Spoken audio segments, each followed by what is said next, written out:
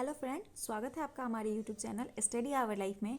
तो जैसा कि आप लोग देख सकते हैं, ये दृष्टि का हमारा बीपीएससी के लिए प्रैक्टिस सेट नंबर 1 है। आज से हमारा ये बीपीएससी का प्रैक्टिस सेट शुरू हो रहा है, जो सरस्वती बीपीएससी के लिए है। और इसका आज हम पीडीएफ अपने टेलीग्राम चैनल पर अपलोड कर दिए हैं। तो पहले आप लोग वहाँ से जाके सेट दे ले। उसके बाद जैसे ही सेट आप लोगों का समाप्त हो जाए, आप आंसर मिला के यहाँ से डिस्कशन आप लोग उसका देख सकते हैं। क्योंकि जब आप लोग आंसर करते हैं तो बहुत सारे आंसर में आप लोगों को कन्फ्यूजन रहता है। तो इसके लिए अगर डिस्कशन देखेंगे तो बहुत हेल्पफुल होने वाला है। और जिन लोगों का एक्यूरेसी नहीं बढ़ रहा है, प्रैक्टिस से डेली मारे, प्रैक्टिस से देंगे तो फिर आपका एक्यूरेसी भी बढ़ेगा और आपका कॉन्फिडेंस लेवल भी वो बढ़ेगा। ठीक है, तो प्रैक्टिस से जरूर दीजिएगा आप लोग, और ये मैं गारंटी के साथ कहती हूँ कि ज़रूर आप लोगों का मार्क्स बढ़ेगा। तो चलिए हम शुरू करते हैं। और जिन लोगों को इसका पीडीएफ चाहिए, हमारा टेलीग्राम चैनल का लिंक हमारे डिस्क्रिप्शन में आप लोगों को मिल जाएगा। वहाँ से आप लोग जाके टेलीग्राम चैनल से ज्वाइन कर सकते हैं और इसका पीडीएफ ले सकते हैं।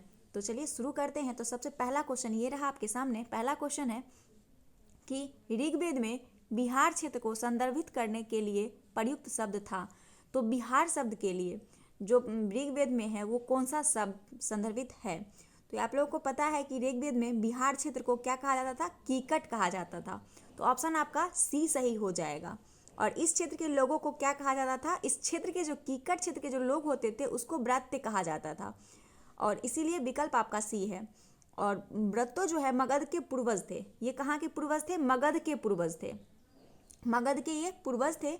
और साक्ष्य जो मिला है उसके अनुसार वैदिक ग्रंथों में मगध राज की उपस्थिति 600 ईसा पूर्व से पहले दर्ज की गई थी। ठीक है, अगला क्वेश्चन हम देखते हैं। अगला क्वेश्चन हमारा ये रहा कि निम्नलिखित में से किस प्राचीन शासक ने एकराट की उपाधि धारण की? तो एकराट की उपाधि धारण किसने किया था? आप लोगों को पता है इसका सही आंसर महापद्म नंद ने।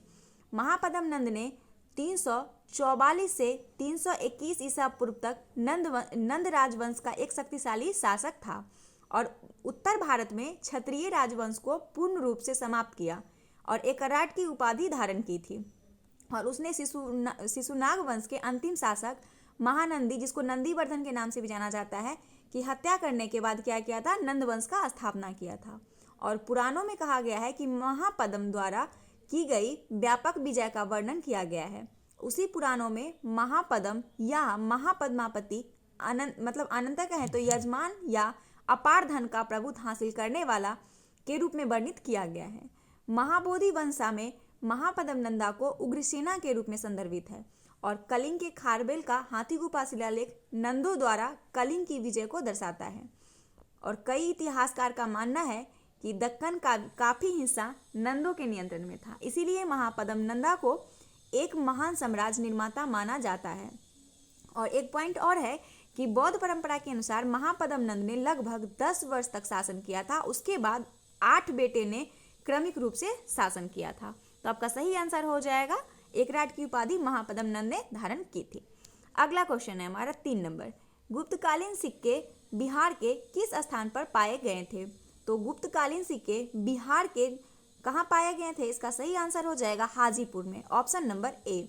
बिहार में चांदी के बने आहत सिक्के पटना के गोलकपुर और पूर्णिया में पाए गए थे। कहाँ पाए गए थे? एक मिनट, हाँ सही है।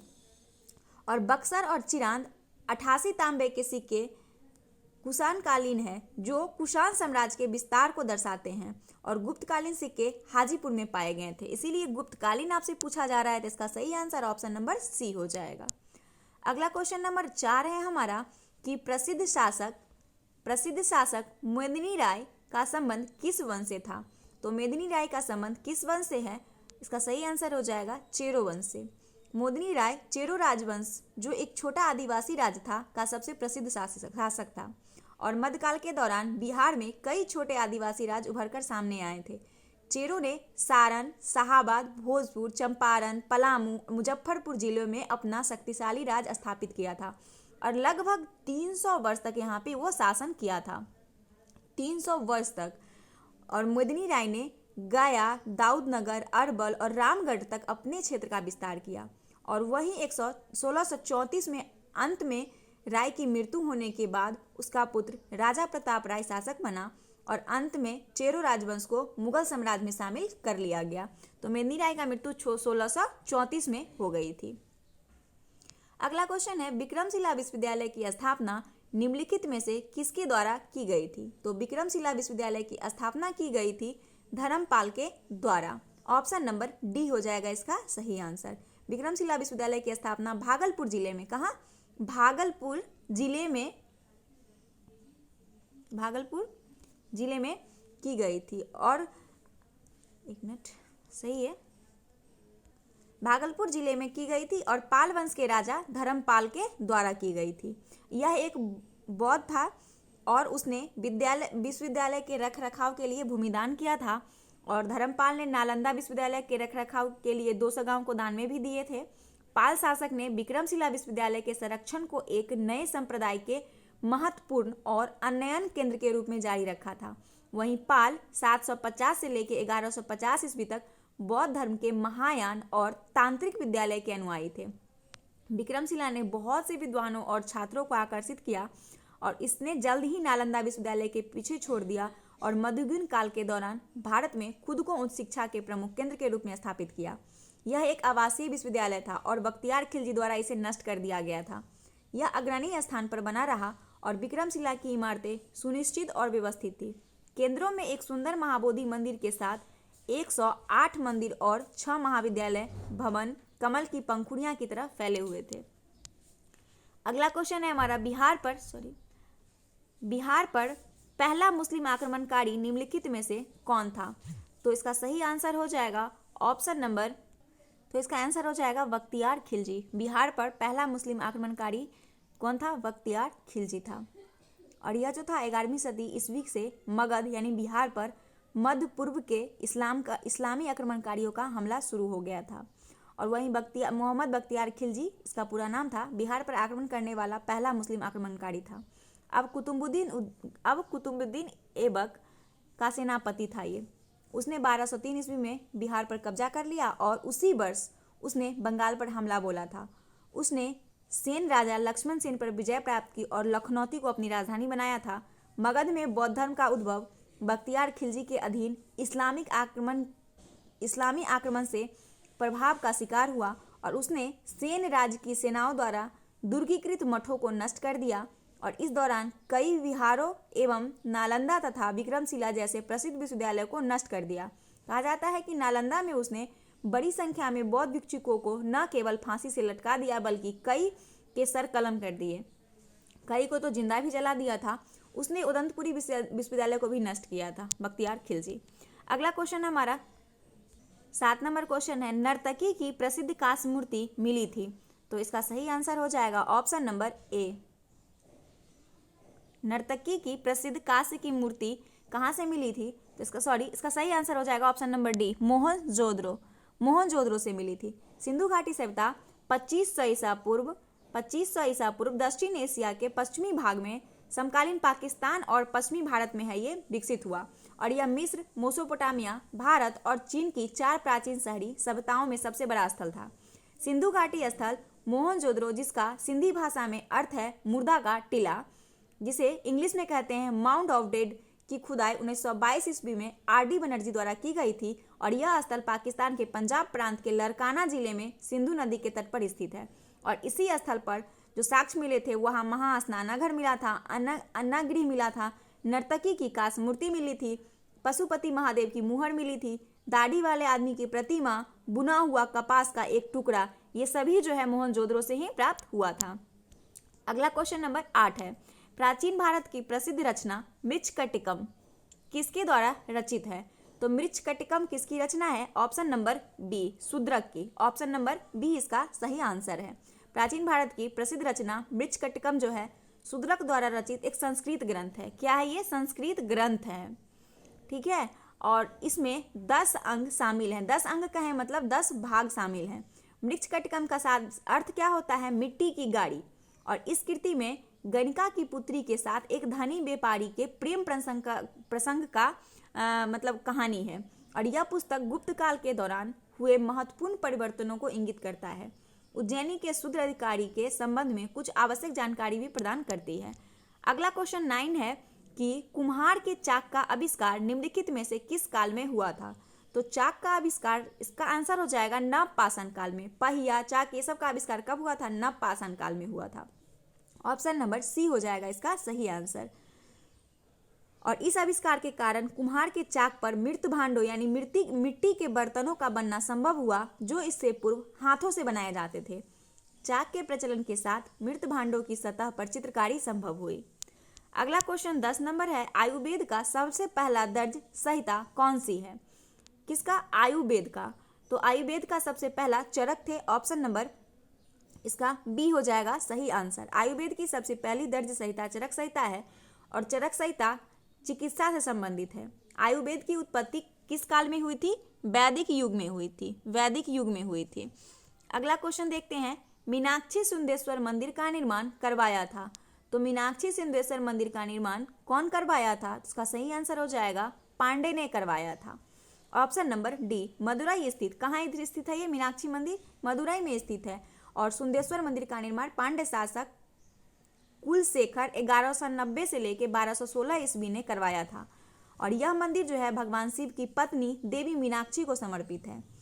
कुलशेखर द्वारा सुंदेश्वर मंदिर के प्रवेश द्वार पर बनाया गया 3 मंजिला गोपुरा का मुख्य भाग और देवी मीनाक्षी देवी मंदिर का केंद्रीय भाग इसके मूल भाग के शेष बचे कुछ शेष अवशेषों में से एक है, जो आज भी वहां पे विद्वान है। अगला है 12 नंबर क्वेश्चन कि निम्नलिखित में से किन राज्यों को में नागार्जुन गुहा लेख पाए गए हैं? तो नागार्जुन गुहा लेख पाए गए हैं, इसका सही आंसर है ऑप्शन नंबर बी, बिहार में। कहाँ पाए गए हैं? बिहार में। नागार्जुन पहाड़ी में उत्कीर्ण नागार्जुन गुहा लेख बिहार के जहानाबाद में है। कहाँ? जहानाबाद। जहानाबाद जिले में पाए गए हैं। और ये अभिलेख जो है सम्राट अशोक के पौत्र राजा दशरथ से संबंधित है और ये प्राकृत भाषा और ब्राह्मी लिपि में उत्कीर्ण है। राजा दशरथ ने 3 गुफाएं बनाए, वापिका, गोपिका और वादिका। आजीवक भिक्षुकों को दान में दी थी ताकि भिक्षु वर्ष काल के दौरान यहाँ पे निवास कर सके। अगला क्वेश्चन हमारा इंग्लिश से, इधर इंग्लिश को हम स्किप करते हैं। जिन लोगों को देखना हो मेरे पीडीएफ से देख सकते हैं आप लोग। यहाँ देखते हैं 13 नंबर क्वेश्चन। तृतीय बौद्ध संगति कहाँ आयोजित हुई थी? तृतीय बौद्ध संगति कहाँ आयोजित हुई थी? तो इसका सही आंसर है ऑप्शन नंबर ए, पाटलिपुत्र में। और प्रथम जो हुआ था, सबसे पहला कहाँ हुआ था? और पहला हुआ था आपका, एक मिनट,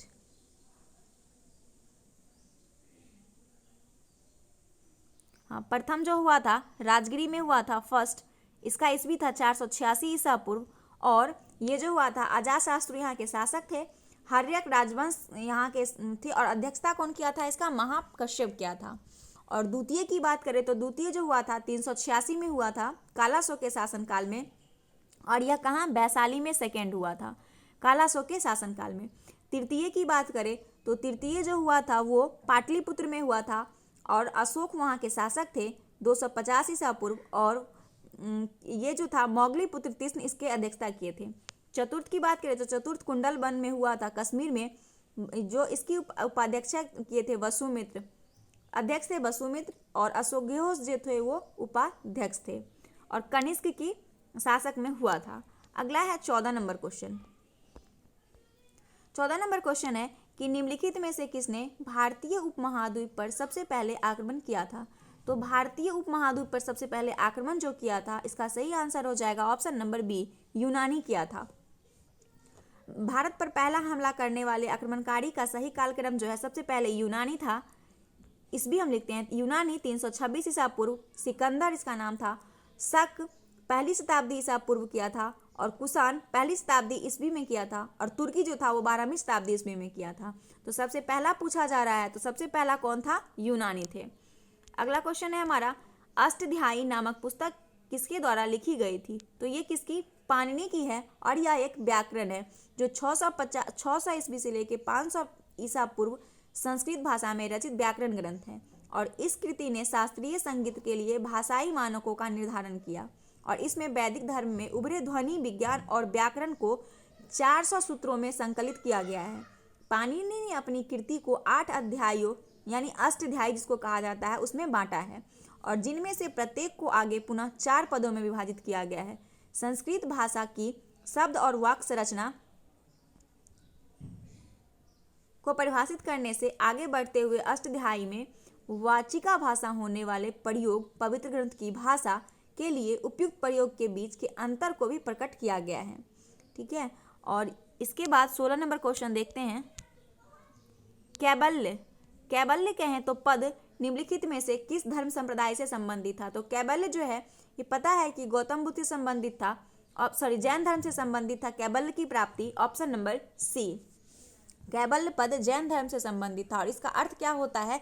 जब ये ज्ञान की प्राप्ति हो जाती है, संपूर्ण ज्ञान होता है कैबल्य का अर्थ। ठीक है, और 30 वर्ष की आयु में महावीर जब तपस्या करके उन्होंने 12 वर्ष तक कठोर तपस्या करके जब इन्होंने जिम्बिका निकट ऋजुपालिका नदी के तट पर साल वृक्ष के नीचे ज्ञान की प्राप्ति हो गई थी, इसी कारण उनका नाम केबलिन भी पड़ा था। और जैन धर्म में 24वें तीर्थकर महावीर को माना गया है, मतलब महावीर थे। नेक्स्ट 17 नंबर क्वेश्चन है, हड़प्पा कालीन स्थल मोहनजोदड़ो किस नदी के निकट स्थित है? तो इसका सही आंसर हो जाएगा option number C, Sindhu. Mohenjodaro और हड़प्पा कालीन स्थल कहाँ है? सिंधु नदी के तट पर है। दक्षिणी पाकिस्तान सिंधु नदी के दाहिने तट पर टीले और खंडरों का समूह है। यह सुक्कुर या सुक्खर कहीं कहीं आपको मिलेगा लिखा हुआ 50 मील यानी 50 मील कहे तो 80 किलोमीटर दक्षिणी पश्चिमी में सिंधु के समतल जलोढ़ मैदान में स्थित है। अगला क्वेश्चन है हमारा कि भीमबेटका शैलाश्रय भारत के किस राज्य में स्थित है?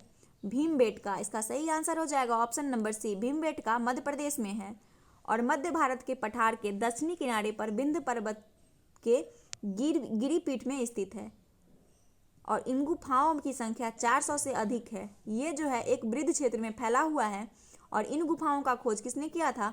BS वाकनकर यानी विक्रम विश्वविद्यालय के पुरातत्व संग्रहालय और उत्खनन विभाग के प्रमुख ने की थी, जिनका नाम था BS वाकनकर। ठीक है, ये उनका नाम था। अगला क्वेश्चन देखते हैं। अगला है किस शिलालेख ने पहली बार अशोक नाम का उल्लेख किया था? तो अशोक नाम का जो पहली बार उल्लेख मिला है किस शिलालेख से? तो इसका सही आंसर है ऑप्शन नंबर डी, मस्की शिलालेख से। मस्की जो भारत के कर्नाटक के रायचूर जिले में स्थित एक पुरातात्विक स्थल है और यह मस्की नदी के तट पर स्थित है जो तुंगभद्रा की सहायक नदी है। मस्की किसकी? तुंगभद्रा की सहायक नदी है। और 1915 में सी बीडोन द्वारा सम्राट अशोक के एक शिलालेख की खोज के साथ यह स्थल प्रमुखता में आई और सम्राट अशोक का पहला शिलालेख था जिसमें सम्राट के लिए अशोक का प्रयोग किया गया था, जबकि पूर्व में उन्हें देवनाप्रिय पियादसी के रूप में शिलालेखों में संदर्भित किया गया था। शिलालेख से यह निष्कर्ष निकालने के लिए 2 महत्वपूर्ण था कि भारतीय उपमहाद्वीप में उन्हें देवनाप्रिय पियादसी के रूप में संदर्भित किया जाता है और यह शिलालेख दुर्गादगुंडा के एक रॉक फेस पर अंकित है जो कि साइट में मौजूद गणेश आउटक्रॉप में एक है। अगला है क्वेश्चन हमारा 20 नंबर, अग्नि के सर्वप्रथम उपयोग के प्रमाण पद प्राप्त हुए हैं। तो अग्नि जो प्राप्त हुआ है वो पुरापाषाण युग में, ऑप्शन सी, नवपाषाण युग में अग्नि के सर्वप्रथम उपयोग का प्रमाण। ठीक है, कब प्राप्त हुआ है? नवपाषाण युग में। यहाँ पूछा जा रहा है उपयोग कब से हुआ, इसीलिए नवपाषाण युग में। और पाषाण युग में अंतिम चरण से यह उभर के आया था। पाषाण युग के 3 भागों में विभाजित किया गया है, पुरापाषाण युग, मध्यपाषाण युग और नवपाषाण युग में विभाजित किया गया है। नवपाषाण युग की जो विशेषताएं थी वो ये था कि कृषि का शुरुआत हुआ था, खानाबदोश से व्यवस्थित जीवन शुरुआत हो गई थी। खानाबदोश कहें तो मतलब इधर उधर जाके जिंदगी बिताना। पहियों का आविष्कार हुआ था, मिट्टी के बर्तनों का उपयोग हुआ था और पहली बार मृतक का इच्छानुरूप संस्कार किया गया था। उसके बाद है जैन धर्म में यह माना जाता है कि जगत सार्वभौमिक द्वारा सृजित और चलायमान है। तो इसका सही आंसर है ऑप्शन नंबर ए, नियम। जैन दर्शन प्राचीनतम भारतीय दर्शन है जो शरीर यानी पदार्थ को आत्मा चेतना से पूर्णतः अलग करता है और यह पदार्थवाद, ब्रह्मांड विज्ञान, ज्ञान मीमांसा और जीववाद का प्रतिपादन करता है। यह सत्य और अस्तित्व के औचित्य, ब्रह्मांड और उसके घटकों की प्रकृति, शरीर के साथ आत्मा के बंधन की प्रकृति और मुक्ति प्राप्त करने के साधनों की व्याख्या करने का प्रयास करता है। और जैन दर्शन के अनुसार जगत जो है वो सार्वभौमिक नियमों द्वारा सृजित और चलायमान है, इसीलिए इसका आंसर जो हो जाएगा ए हो जाएगा। और ब्रह्मांड और उसके सभी पदार्थ नित्य और शाश्वत है, यह जैनों का मानना था। अगला क्वेश्चन है भारत में शतरंज खेल की उत्पत्ति हुई थी? तो भारत में शतरंज खेल की उत्पत्ति हुई थी, इसका सही आंसर हो जाएगा ऑप्शन नंबर बी, गुप्त काल के दौरान। भारत में गुप्त काल के दौरान शतरंज खेल का शुरुआत हुआ था और उस समय इस खेल को चतुरंग के नाम से जाना जाता था। शतरंज को चतुरंग के नाम से जाना जाता था और शतरंज को अष्टपद कहा जाता है। शुरुआत में इसको क्या कहा जाता था? अष्टपद। प्राचीन भारत की यात्रा करने वाले फारसी व्यक्ति ने इस खेल को देखा और उसे शतरंज नाम दिया। और इसके अलावा सिंधु घाटी सभ्यता के पुरातात्विक स्थलों में शतरंज के समान बोर्ड प्राप्त हुए हैं जो इस खेल का प्रमाण है। अगला है, सिकंदर ने भारत पर आक्रमण किया था। तो सिकंदर ने भारत पर आक्रमण किया था, इसका सही आंसर हो जाएगा ऑप्शन नंबर बी, 326 ईसा पूर्व। सिकंदर महान, जिसे अलेक्जेंडर तृतीय या मैसेडोनिया के अलेक्जेंडर के रूप में भी जाना जाता है, इनका जन्म 356 ईसा पूर्व हुआ था, जो मैसेडोनिया की राजधानी पेला में हुआ था। और यह मैसेडोनिया का शासक था जिसने फारसी साम्राज्य को पराजित किया और अपने शासनकाल का अधिकांश समय एशिया और उत्तर पूर्व अफ्रीका में सैन्य गतिविधियों में व्यतीत किया। और 30 वर्ष की आयु में उसने प्राचीन विश्व के सबसे बड़े साम्राज्य में से एक की स्थापना की, जिसका विस्तार ग्रीस यानी यूनान के पश्चिमोत्तर भारत तक फैला। वहीं 326 ईसा पूर्व सिकंदर ने भारत पर आक्रमण किया और उस समय वह सिंधु नदी को पार करने के बाद तक्षशिला की ओर बढ़ा था। इसके बाद उसने झेलम और चिनाब नदियों के बीच राज्य के शासक पोरस को चुनौती दी और हाइडेस्पीज का युद्ध सिकंदर ने भारतीयों को परास्त किया था। सिकंदर ने पोरस को कैद कर लिया था और अन्य स्थानीय शासक जिन्हें उन्होंने पराजित किया था उसे भी अपने क्षेत्र में शासन करने की अनुमति दे दिया था। जिसे वो पराजित किया था उसे ही अनुमति दे दिया था। और सिकंदर भारत में 19 महीने, कब से कब तक? 326 ईसा पूर्व से लेकर 325 ईसा पूर्व तक रहा और यह समय उसने युद्ध करने में बिताया। और 325 ईसा पूर्व में सिकंदर और उसकी सेना पश्चिम की ओर वापस लौट गई और 323 ईसा पूर्व वह बेबीलोन में उसकी मृत्यु हो गई। तो ये सारा पॉइंट सिकंदर से संबंधित था जो इम्पोर्टेंट था। अगला क्वेश्चन है हमारा, निम्नलिखित में से किसके शासनकाल के दौरान हेनसोंग भारत आया था? तो इसका सही आंसर है ऑप्शन नंबर डी, हर्षवर्धन के शासनकाल में हेनसोंग भारत आया था। हेनसोंग या युआन त्यांग एक चीनी बौद्ध यात्री था जो चीन की आरंभिक तांग काल से संबंधित था। यह जो है 629 ईस्वी में वर्धन वंश के शासक हर्षवर्धन के शासनकाल में भारत आया और 13 से 14 वर्ष तक भारत में निवास किया। और हेनसोंग मध्य एशिया मार्ग से आया था और उसने उत्तर में कश्मीर से लेकर पश्चिम में सौराष्ट्र वल्लभी तक, पूर्व में कामरूप से लेकर दक्षिण में मालकोटा तक की यात्रा की और विभिन्न मठों में रहा। उस समय के विद्वान के संपर्क में आया।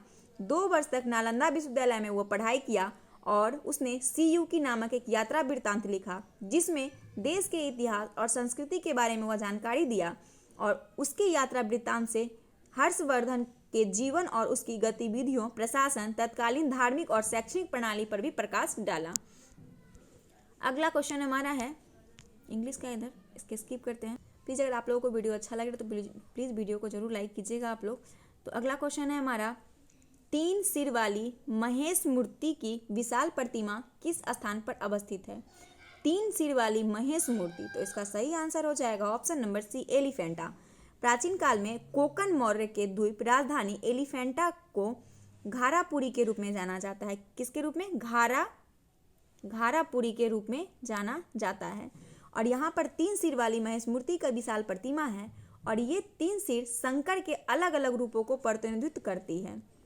और एलिफेंटा की गुफा मुंबई महानगर के आसपास के क्षेत्र में प्रसिद्ध पर्यटक आकर्षण केंद्र है। कहाँ है? मुंबई में। एलिफेंटा द्वीप महाराष्ट्र के मुंबई में गेटवे ऑफ इंडिया से 10 किलोमीटर पर स्थित है। भगवान शिव को समर्पित इस गुफा मंदिर की 8वीं शताब्दी में राष्ट्रकूट राजाओं द्वारा खुदाई की गई थी, जिन्होंने 757 से लेकर 973 ईस्वी के बीच इस क्षेत्र पर शासन किया था। और एलिफेंटा गुफाएं 7 गुफाओं का एक समूह है, जिनमें सबसे महत्वपूर्ण महेश की मूर्ति का गुफा है। गुफा का मुख्य भाग बरामद को छोड़कर 3 दिशाओं में खुला हुआ है, जो 27 मीटर वर्ग क्षेत्र में फैला हुआ है और यह 6 स्तंभों पर टिका हुआ है। यहाँ द्वारपालों की विशाल आकृतियाँ बहुत प्रभावशाली है और इस गुफा में अर्धनारीश्वर, कल्याण सुंदरम, शिव, रावण द्वारा कैलाश पर्वत को उठाना, अंधकारी मूर्ति और नटराज शिव की उल्लेखनीय छवि भी है। यूनेस्को द्वारा इस गुफा के विश्व धरोहर में शामिल किया गया है। तो ये भी एक इम्पॉर्टेंट पॉइंट बनता है। अगला क्वेश्चन है हमारा 26 नंबर, मौर्य साम्राज्य के प्रांत अवंती पथ की राजधानी का नाम क्या था? तो अवंती का राजधानी, तो मौर्य साम्राज्य के प्रांतों का नाम अशोक के शिलालेख पर मिलता है। कहाँ से? अशोक के शिलालेख पर। और इन प्रांतों की राजधानी जो है वो कहाँ था? तो इसका सही आंसर हो जाएगा option number D, Ujjain. Avanti पथ की राजधानी कहाँ थी? उज्जैन थी।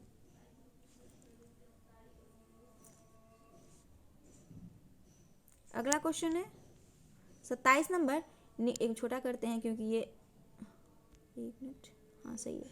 निम्नलिखित में से कौन सा मंदिर का सही कालानुक्रम है? तो मंदिर का सही कालक्रम पूछा जा रहा है। तो पहला दिया हुआ है लक्ष्मण मंदिर, कामाख्या मंदिर, तटीय मंदिर, मोढेरा मंदिर, सूर्य मंदिर। तो इसका सही आंसर जो हमें लग रहा है उसका सही आंसर होना चाहिए ऑप्शन नंबर बी, क्योंकि तटीय मंदिर, लक्ष्मण मंदिर, मोढेरा सूर्य मंदिर और कामाख्या मंदिर, ये इसका सही कालानुक्रम है। क्योंकि महाबलीपुरम के तटीय मंदिर नरसिंहवर्मन द्वितीय के शासनकाल में बनाया गया था और नरसिंहवर्मन द्वितीय को राज सिंहासन वर्मन के नाम से भी जाना जाता है, जो 700 से 728 ईस्वी पूर्व तक शासन किया था। विष्णु को समर्पित है खजुराहो की मंदिर, खजुराहो का लक्ष्मण मंदिर, जो चंदेल राजा धंग ने 954 ईस्वी में बनवाया था, जो यह नागर शैली का मंदिर है। और वहीं मोढेरा का सूर्य मंदिर जो है वो इसका निर्माण 226 ईस्वी में सोलंकी राजवंश के राजा भीमदेव प्रथम ने करवाया था। और कामाख्या मंदिर जो है वो एक देवी को समर्पित शक्तिपीठ है, जिसका निर्माण असम में 17वीं शताब्दी में किया गया था। इसीलिए इसका कालक्रम जो होगा बी सही होगा। मतविलास प्रहंस की रचना के रचयिता कौन थे? मतविलास प्रहसन के रचयिता कौन थे? तो इसका सही आंसर हो जाएगा ऑप्शन नंबर ए, महेंद्र वर्मन प्रथम। यह एक लघु संस्कृत नाटक है और यह तमिलनाडु में 7वीं शताब्दी की शुरुआत में पल्लव शासक महेंद्र वर्मन प्रथम यानी 571 से लेके 630 CE द्वारा रचित 2 उत्कृष्ट अभिनव नाटक में से एक है। वहीं उनमें एक रचित दूसरा नाटक था भोगवदज्जुका। मतविलास प्रहंस एक व्यंग्य रचना है जो अधर्मी कपालिका और पशुपति सैबित पथ, बौद्ध एवं जैन धर्म को विस्तृत पहलुओं पर व्यंग्य करती है। तो इसीलिए इसका सही आंसर ऑप्शन नंबर ए हो जाएगा। 29 नंबर क्वेश्चन है कि निम्नलिखित में से किस व्यक्ति को तमिल साहित्य का जनक माना जाता है? तो तमिल साहित्य का जनक माना जाता है ऋषि अगस्त्य को। ऋषि अगस्त्य को ऑप्शन नंबर ए इसका सही आंसर हो जाएगा। अगला 30 नंबर क्वेश्चन देखते हैं। भारत में सिंधु घाटी सभ्यता का सबसे पूर्वी स्थल कौन सा है? तो इसका सही आंसर हो जाएगा option number D, Alamgirpur. Alamgirpur जो है वो सिंधु घाटी सभ्यता का सबसे पूर्वी पुरातात्विक स्थल है, जो हड़प्पा काल 3300 से लेकर 1300 ईसा पूर्व से यमुना नदी के किनारे विकसित हुआ था और यह जो है उत्तर प्रदेश के मेरठ जिले में स्थित है। इसे सिंधु घाटी सभ्यता की सबसे पूर्वी सीमा माना जाता है। अगला, और जो आलमगीर जो है वो महत्वपूर्ण पुरातात्विक सामग्रियों में मृत भांड, पौधे के जीवाश्म, पशुओं की हड्डियों और तांबे के बर्तन शामिल यहाँ से मिला है। अगला क्वेश्चन है हमारा, दिल्ली सल्तनत के किस राजवंश ने सबसे कम अवधि तक शासन किया था? तो सबसे कम अवधि तक शासन किया था, इसका सही आंसर है ऑप्शन नंबर डी। भारत के इतिहास में कहा गया है कि 1206 से लेकर 1526 ईस्वी के बीच की अवधि जो था वो दिल्ली सल्तनत का था और 300 से अधिक वर्ष तक शासनकाल में 5 वंशों ने दिल्ली में शासन किया था, जिसमें गुलाम वंश था जो 1206 से लेकर 1290 तक किया था। फिर खिलजी वंश आया जो 1290 से लेकर 1320 तक किया। फिर तुगलक वंश आया 1320 से लेकर 1413 तक किया। फिर सैयद वंश 1414 से लेकर 1451 तक। फिर लोधी वंश 1451 से 1526 तक, जिसे हम लोग गुल खिले तो सांस लो कर ट्रिक से याद करते हैं दिल्ली सल्तनत का सही कालक्रम। और इसी प्रकार समय रेखा द्वारा यह बताया जाता है कि सबसे कम जो शासन किया था वो खिलजी वंश किया था, सबसे कम अवधि तक। अगला क्वेश्चन है, प्राचीन संस्कृत ग्रंथों में उल्लेखित यवन प्रिया संदर्भित करता है? तो यवन प्रिया जो संदर्भित करता है वो काली मिर्च को, ऑप्शन नंबर बी। संस्कृत ग्रंथों में उल्लेखित यवन प्रिया शब्द का मतलब होता है काली मिर्च। रोमन साम्राज्य को हाथी दांत, सूती वस्त्र और कीमती रत्नों के अलावा इसका निर्यात भी किया जाता था। दारा शिकोह किस सूफी सिलसिले का अनुयायी था? तो इसका सही आंसर हो जाएगा ऑप्शन नंबर ए, कादरी। दारा शिकोह को सूफियों के कादरी सिलसिले में उसके पीर मुल्ला शाह द्वारा दीक्षा प्रदान की गई थी और यह एक धर्मनिष्ठ अनुयायी के रूप में उसने बाद में लाहौर में अपने पीर और मियाँ मीर के लिए दारगाह का निर्माण करवाया था। और दारा सिकोह का जन्म अजमेर में हुआ था, जहाँ ख्वाजा मोइनुद्दीन चिश्ती का वास था, जिससे उसके पिता शाहजहां ने पुत्र प्राप्ति के लिए प्रार्थना की थी। और दारा का उपद्रव वाले प्रांतों और प्रशासन के थकाऊ कार्य से दूर रखा गया था, जिससे उसे आध्यात्मिक मनन में अपना समय व्यतीत करने का अवसर मिला और उसने अल्प आयु में ही सूफी रहस्यवाद और कुरान में गहरी रुचि और विद्वता प्राप्त कर ली। अगला क्वेश्चन है, तालीकोटा का युद्ध कब लड़ा गया था? तालीकोटा का युद्ध कब लड़ा गया था? तो तालीकोटा का युद्ध लड़ा गया तो किसके बीच लड़ा गया, ये पूछा जा रहा है। तो इसका सही आंसर होगा विजयनगर साम्राज्य और दक्कन सल्तनत के बीच। यह जो है तालीकोटा का युद्ध 26 जनवरी 1565 को हुआ था और यह विजयनगर साम्राज्य और दक्कन के सुल्तानों के बीच हुआ था। और इसके परिणाम स्वरूप विजयनगर की हार हो गई थी और मराठों से पहले दक्षिण के सबसे महान भारतीय साम्राज्य में से एक साम्राज्य को बहुत कमजोर कर दिया था। और यह युद्ध विजयनगर के हिंदू राजाओं और दक्कन के बीजापुर, बीदर, अहमदनगर और गोलकुंडा के 4 मुस्लिम सुल्तानों के बीच हुआ था। 18वीं शताब्दी के अंत तक एक मुस्लिम पैठ की शुरुआत की तालीकोटा उत्तरी कर्नाटक में स्थित है, जो बीजापुर शहर के दक्षिण पूर्वी लगभग 80 किलोमीटर दूर है। अगला क्वेश्चन है हमारा, निम्नलिखित में से किसने विजयनगर साम्राज्य की स्थापना की? तो विजयनगर साम्राज्य की स्थापना किया था हरिहर और बुक्का ने। ये दोनों भाई था। जब दक्षिण में मोहम्मद तुगलक की शक्तियां समाप्त हो रही थी तो 2 हिंदू राजकुमार हरिहर और बुक्का ने 1326 में कृष्णा नदी व तुंगभद्रा नदी के बीच के क्षेत्र में स्वतंत्र विजयनगर साम्राज्य की स्थापना की और शीघ्र ही उन्होंने उत्तर दिशा में कृष्णा नदी और दक्षिण में कावेरी नदी के बीच इस पूरे क्षेत्र पर अपना शासन स्थापित कर लिया। और विजयनगर साम्राज्य को सबसे प्रसिद्ध राजा कृष्णदेव राय थे।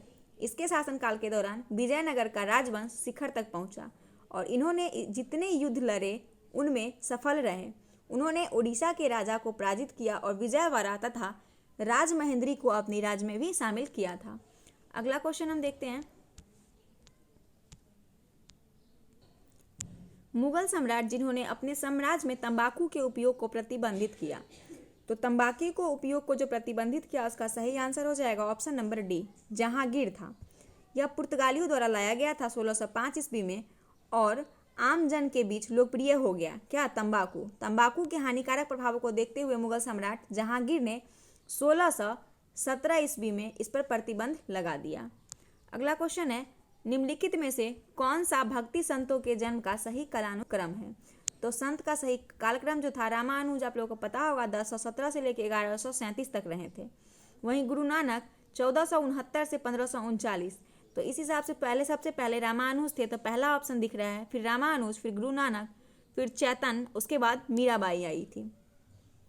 अगला क्वेश्चन है क्वेश्चन नंबर 38, गुप्तकालीन साहित्य कृति नीतिसार के रचनाकार। तो नीतिसार के रचनाकार कौन थे?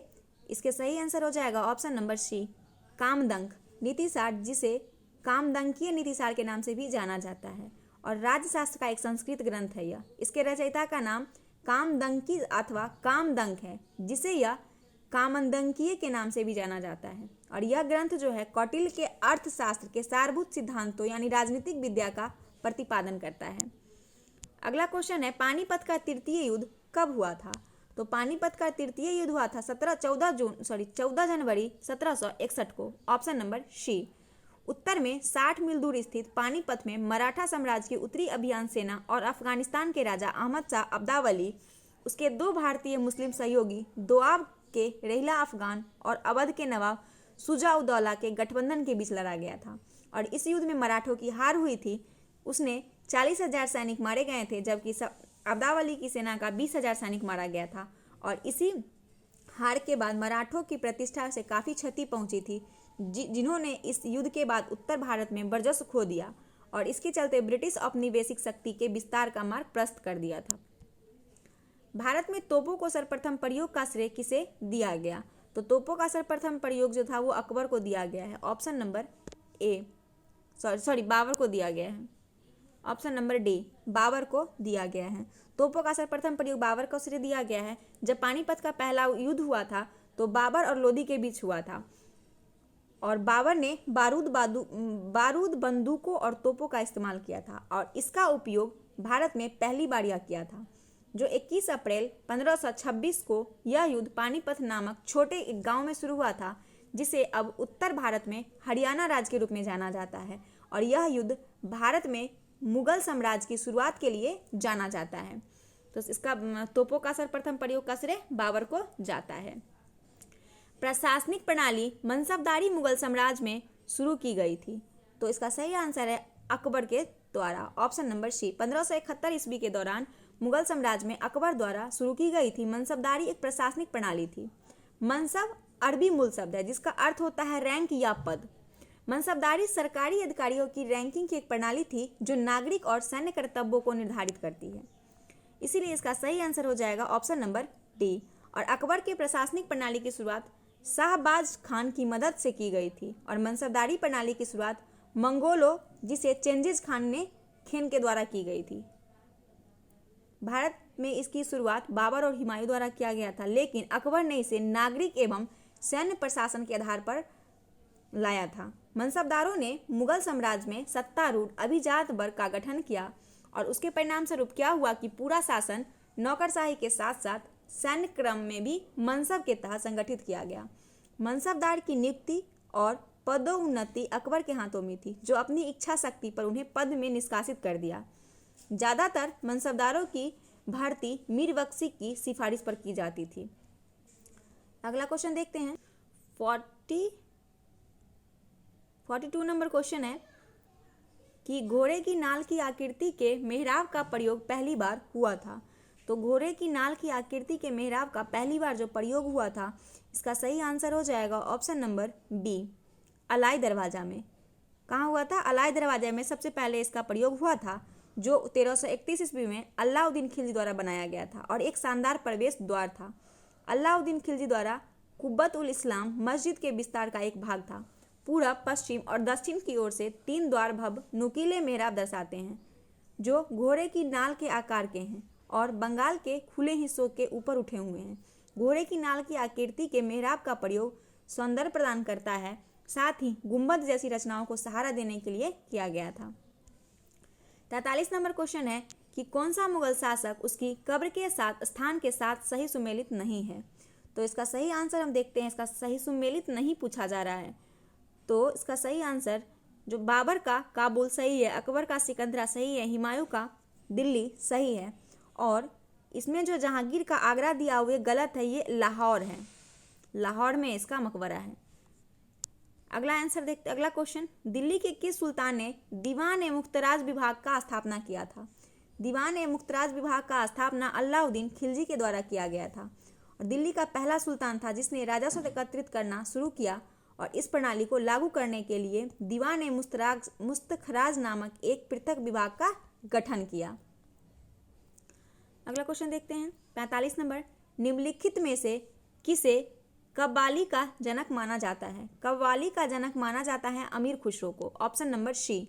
1254 से लेकर 1325 को कव्वाली का जनक इसे अमीर खुसरो को माना जाता है और यह एक सूफी और अन्वेषक थे जिन्होंने कव्वाली के विकास में योगदान दिया था और मूल रूप से कव्वाली को अल्लाह यानी भगवान की प्रशंसा में गाया जाता है।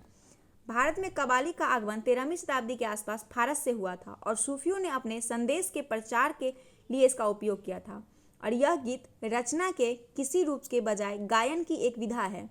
अपनी प्रस्तुति में कव्वाली एकल और समवेत गायन का आकर्षक और अदल बदल उपयोग दर्शाती है। अष्टप्रधान नामक प्रशासनिक व्यवस्था शुरू की गई थी, तो ये शिवाजी के द्वारा शुरू की गई थी, ऑप्शन नंबर डी। शिवाजी एक महान प्रशासक थे, उन्होंने प्रशासन की एक मजबूत प्रणाली की नींव रखी थी।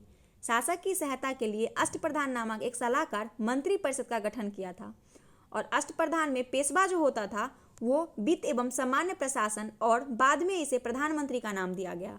वही दूसरा सर ए नौबत या फिर सेनापति जो होता था वो सैन्य कमांडर होता था जिसे एक सम्मानजनक पद माना जाता था। आमत या मजूमदार ये जो होता था महालेखाकार होता था। चौथा वकनीस या मंत्री, ये गुप्तचर संस्था होती थी जो गुप्तचर, डाक और गृहस्थ संबंधित मामलों को देखता था। 5वां सचिव या सुरनविष्ट होता था जो पत्र व्यवहार देखता था। 6ठा सुमंड या डबीर, ये समारोहों का प्रधान करता था। न्यायाधीश मुख्य न्यायाधीश होता था और पंडित राव जो थे वो धर्म से धार्मिक प्रशासन से संबंधित थे। सखी ग्रंथ अनुराग सागर और बीजक किसकी कृति है? तो इसका सही आंसर हो जाएगा ऑप्शन नंबर डी, बीजक कबीर की है। 15वीं शताब्दी में जन्मे संत कबीर दास भारत के प्रसिद्ध संत कवि और समाज सुधारक हैं और उनके रचनाओं कविताओं में ईश्वर की महानता और एकता का वर्णन मिलता है और वो किसी भी धार्मिक भेदभाव में विश्वास नहीं करते थे। कौन? कबीर। सभी धर्म को स्वीकार करते थे और सबका मालिक एक है, उन्हीं का अवधारणा था और कबीर अपने समय के उत्कृष्ट कवि थे। उनके लेखन ने भक्ति आंदोलन के काफ़ी प्रभावित किया था। उनके कुछ प्रसिद्ध रचनाओं में सखी ग्रंथ, अनुराग सागर, बीजक, कबीर ग्रंथावली, ये सारी उन्हीं की है और कबीर पंथ के नाम से जाना जाने वाला समुदाय कबीर ही हैं। सदस्यों को कबीर दास के अनुयायी के रूप में वे कबीर पंथी के रूप में जाना जाता है। उन्हें सभी धर्म के व्यक्तियों द्वारा सम्मान प्राप्त हुआ और उनकी शिक्षाएं आज भी जीवित हैं, आज पीढ़ी दर पीढ़ी प्रदान की जा रही है। कबीर दास की विचारधारा वैष्णव संत स्वामी रामानंद से बहुत प्रभावित थी, जिन्होंने कबीर को अपना शिष्य के रूप में स्वीकार किया था। अगला क्वेश्चन हमारा 48 नंबर क्वेश्चन है, मध्यकाल के दौरान निम्नलिखित में से त्रिपक्षीय संघर्ष के भागीदार नहीं थे।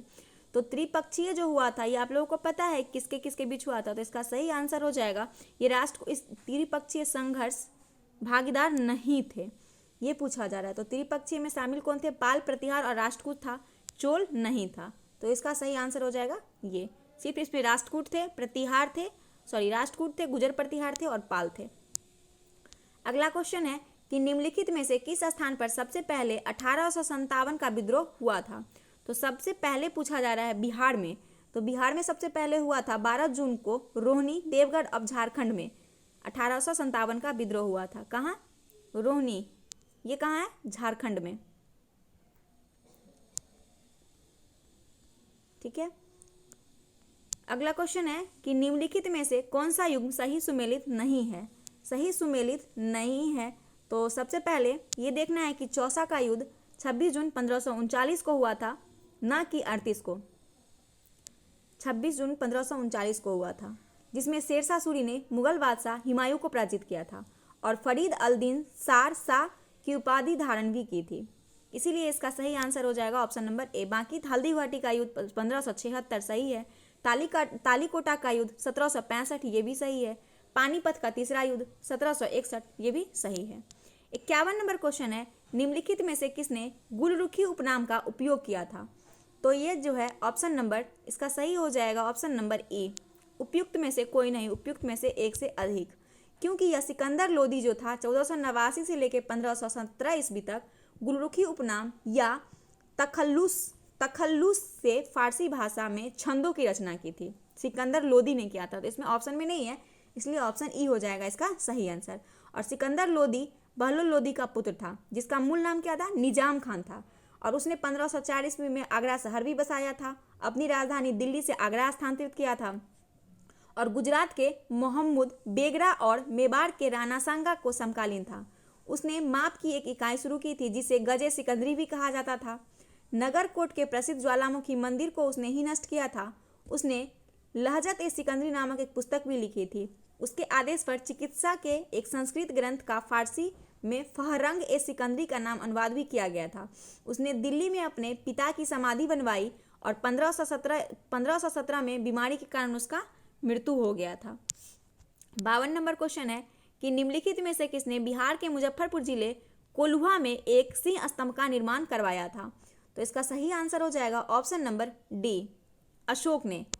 कोल्हुआ एक प्रसिद्ध बौद्ध उत्खनन स्थल है जो पटना से लगभग 65 किलोमीटर उत्तर पश्चिम में स्थित है।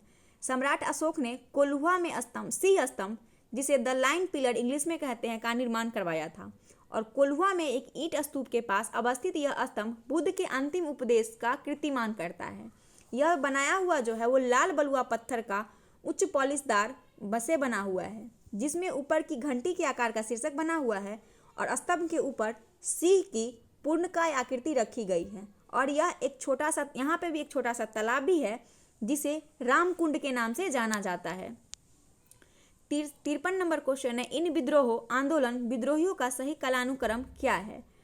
तो सबसे पहले नोनिया, भूमिज, टाना, भगत, लोटा, टाना, भगत, भूमिज, लोटा, नोनिया।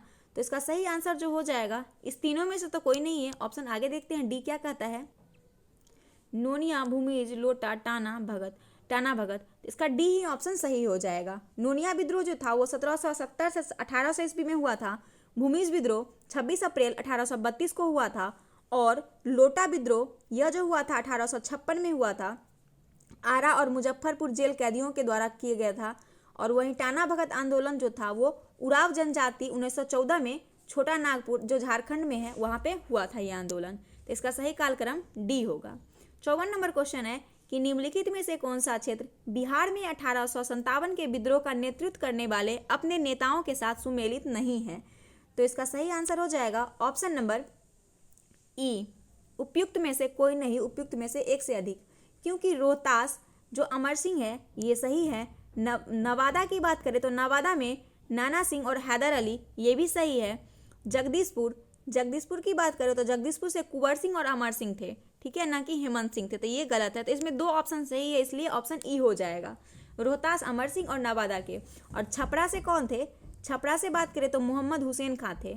और अरवलस इसमें दिया हुआ नहीं है, फिर भी हम बता देते हैं कुछ बिहार का जो जगह था। जैसे पटना से पीर अली खान और अली करीम थे। जहानाबाद अहमद अली खान। और राजगीर से मेहदी अली हसन, हुक्कू सिंह, मुंकू सिंह थे। अगला क्वेश्चन है, लियाकत अली ने किस स्थान पर 1857 की क्रांति का नेतृत्व किया था? तो इसका सही आंसर हो जाएगा ऑप्शन नंबर डी, इलाहाबाद। 1857 का विद्रोह जो हुआ था यह ब्रिटिश ईस्ट इंडिया कंपनी के विरुद्ध हुआ था।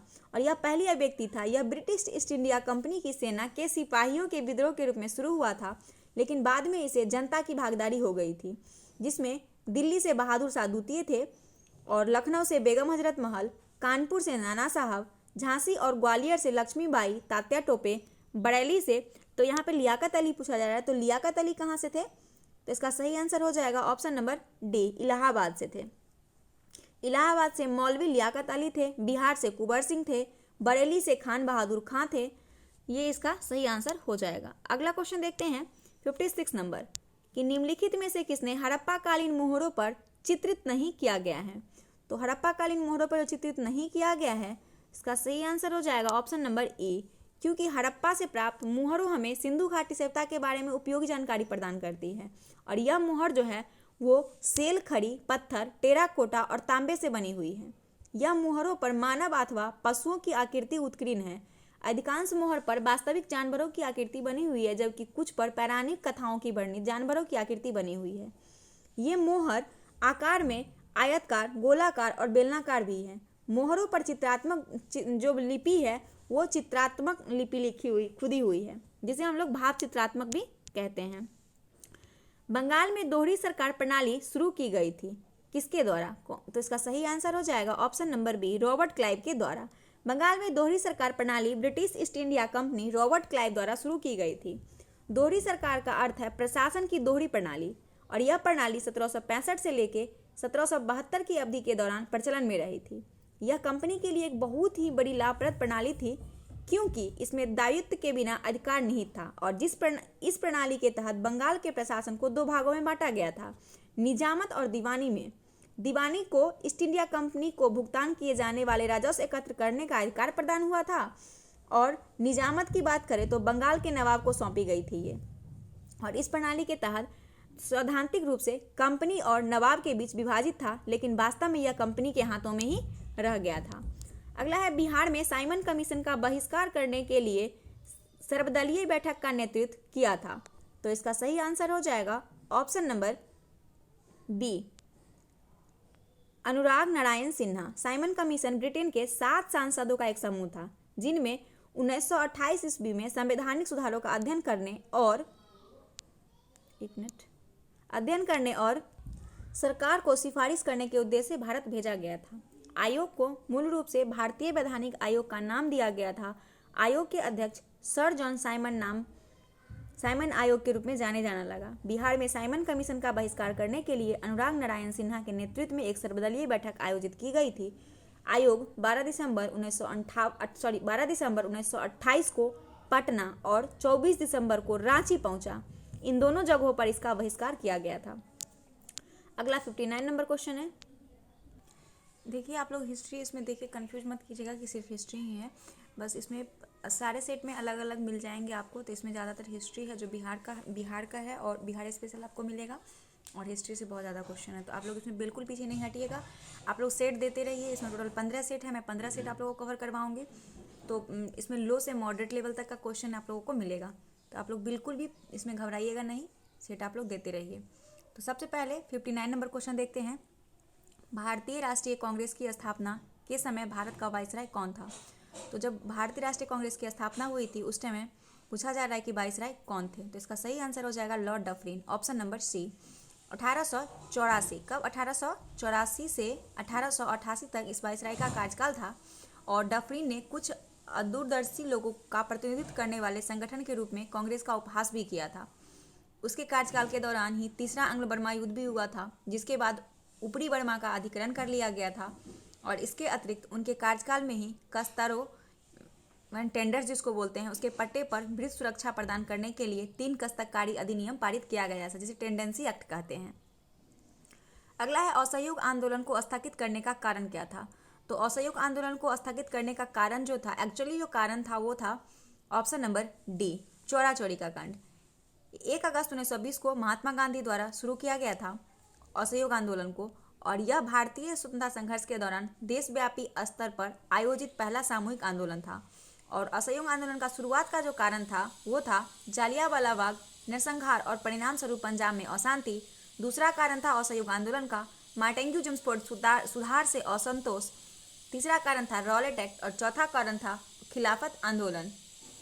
उसके बाद असहयोग आंदोलन को स्थगित करने का जो कारण है वो इसलिए हुआ कि 5 फरवरी 1922 को कांग्रेस के खिलाफ आंदोलन, एक खिलाफत आंदोलन का एक जुलूस उत्तर प्रदेश के गोरखपुर जिले के चौरी चौरा नामक स्थान पर निकला गया था। कुछ पुलिसकर्मियों के व्यवहार से चिढ़कर भीड़ के एक हिस्से द्वारा उन पर हमला कर दिया गया था, और जवाबाई कार्रवाई में पुलिस ने निहत्थे जुलूस पर गोलियां चला दी, और इससे उत्तेजित होकर पूरा जुलूस ने पुलिसकर्मियों पर हमला कर दिया। जब पुलिसकर्मियों थाने के अंदर छिपने गए तो भीड़ ने इमारत में आग लगा दिया, और भागने का प्रयास कर पुलिसकर्मियों को पकड़कर आग में झोंक दिया गया। तो चौरा चौरी की इस घटना में 22 पुलिसकर्मी मारे गए थे। महात्मा गांधी चौरा चौरी कांड की खबर से अत्यंत दुखी हुए। उन्होंने आंदोलन को वापस लेने का फैसला लिया, और 12 फरवरी 1922 को असहयोग आंदोलन को समाप्त कर दिया गया था। अगला क्वेश्चन है 61 नंबर कि 1883 में जब इल्बर्ट बिल प्रस्तुत किया गया उस समय वाइसराय कौन थे? तो इसका सही आंसर हो जाएगा option number D, Lord Ripon. Lord Ripon एक विधायी अधिनियम था।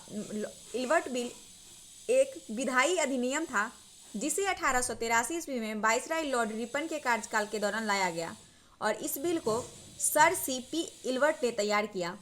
और इस बिल द्वारा भारतीय न्यायाधीशों को उन मामलों की सुनवाई करने का अधिकार प्रदान किया गया जिनमें यूरोपीय नागरिक भी शामिल होते थे।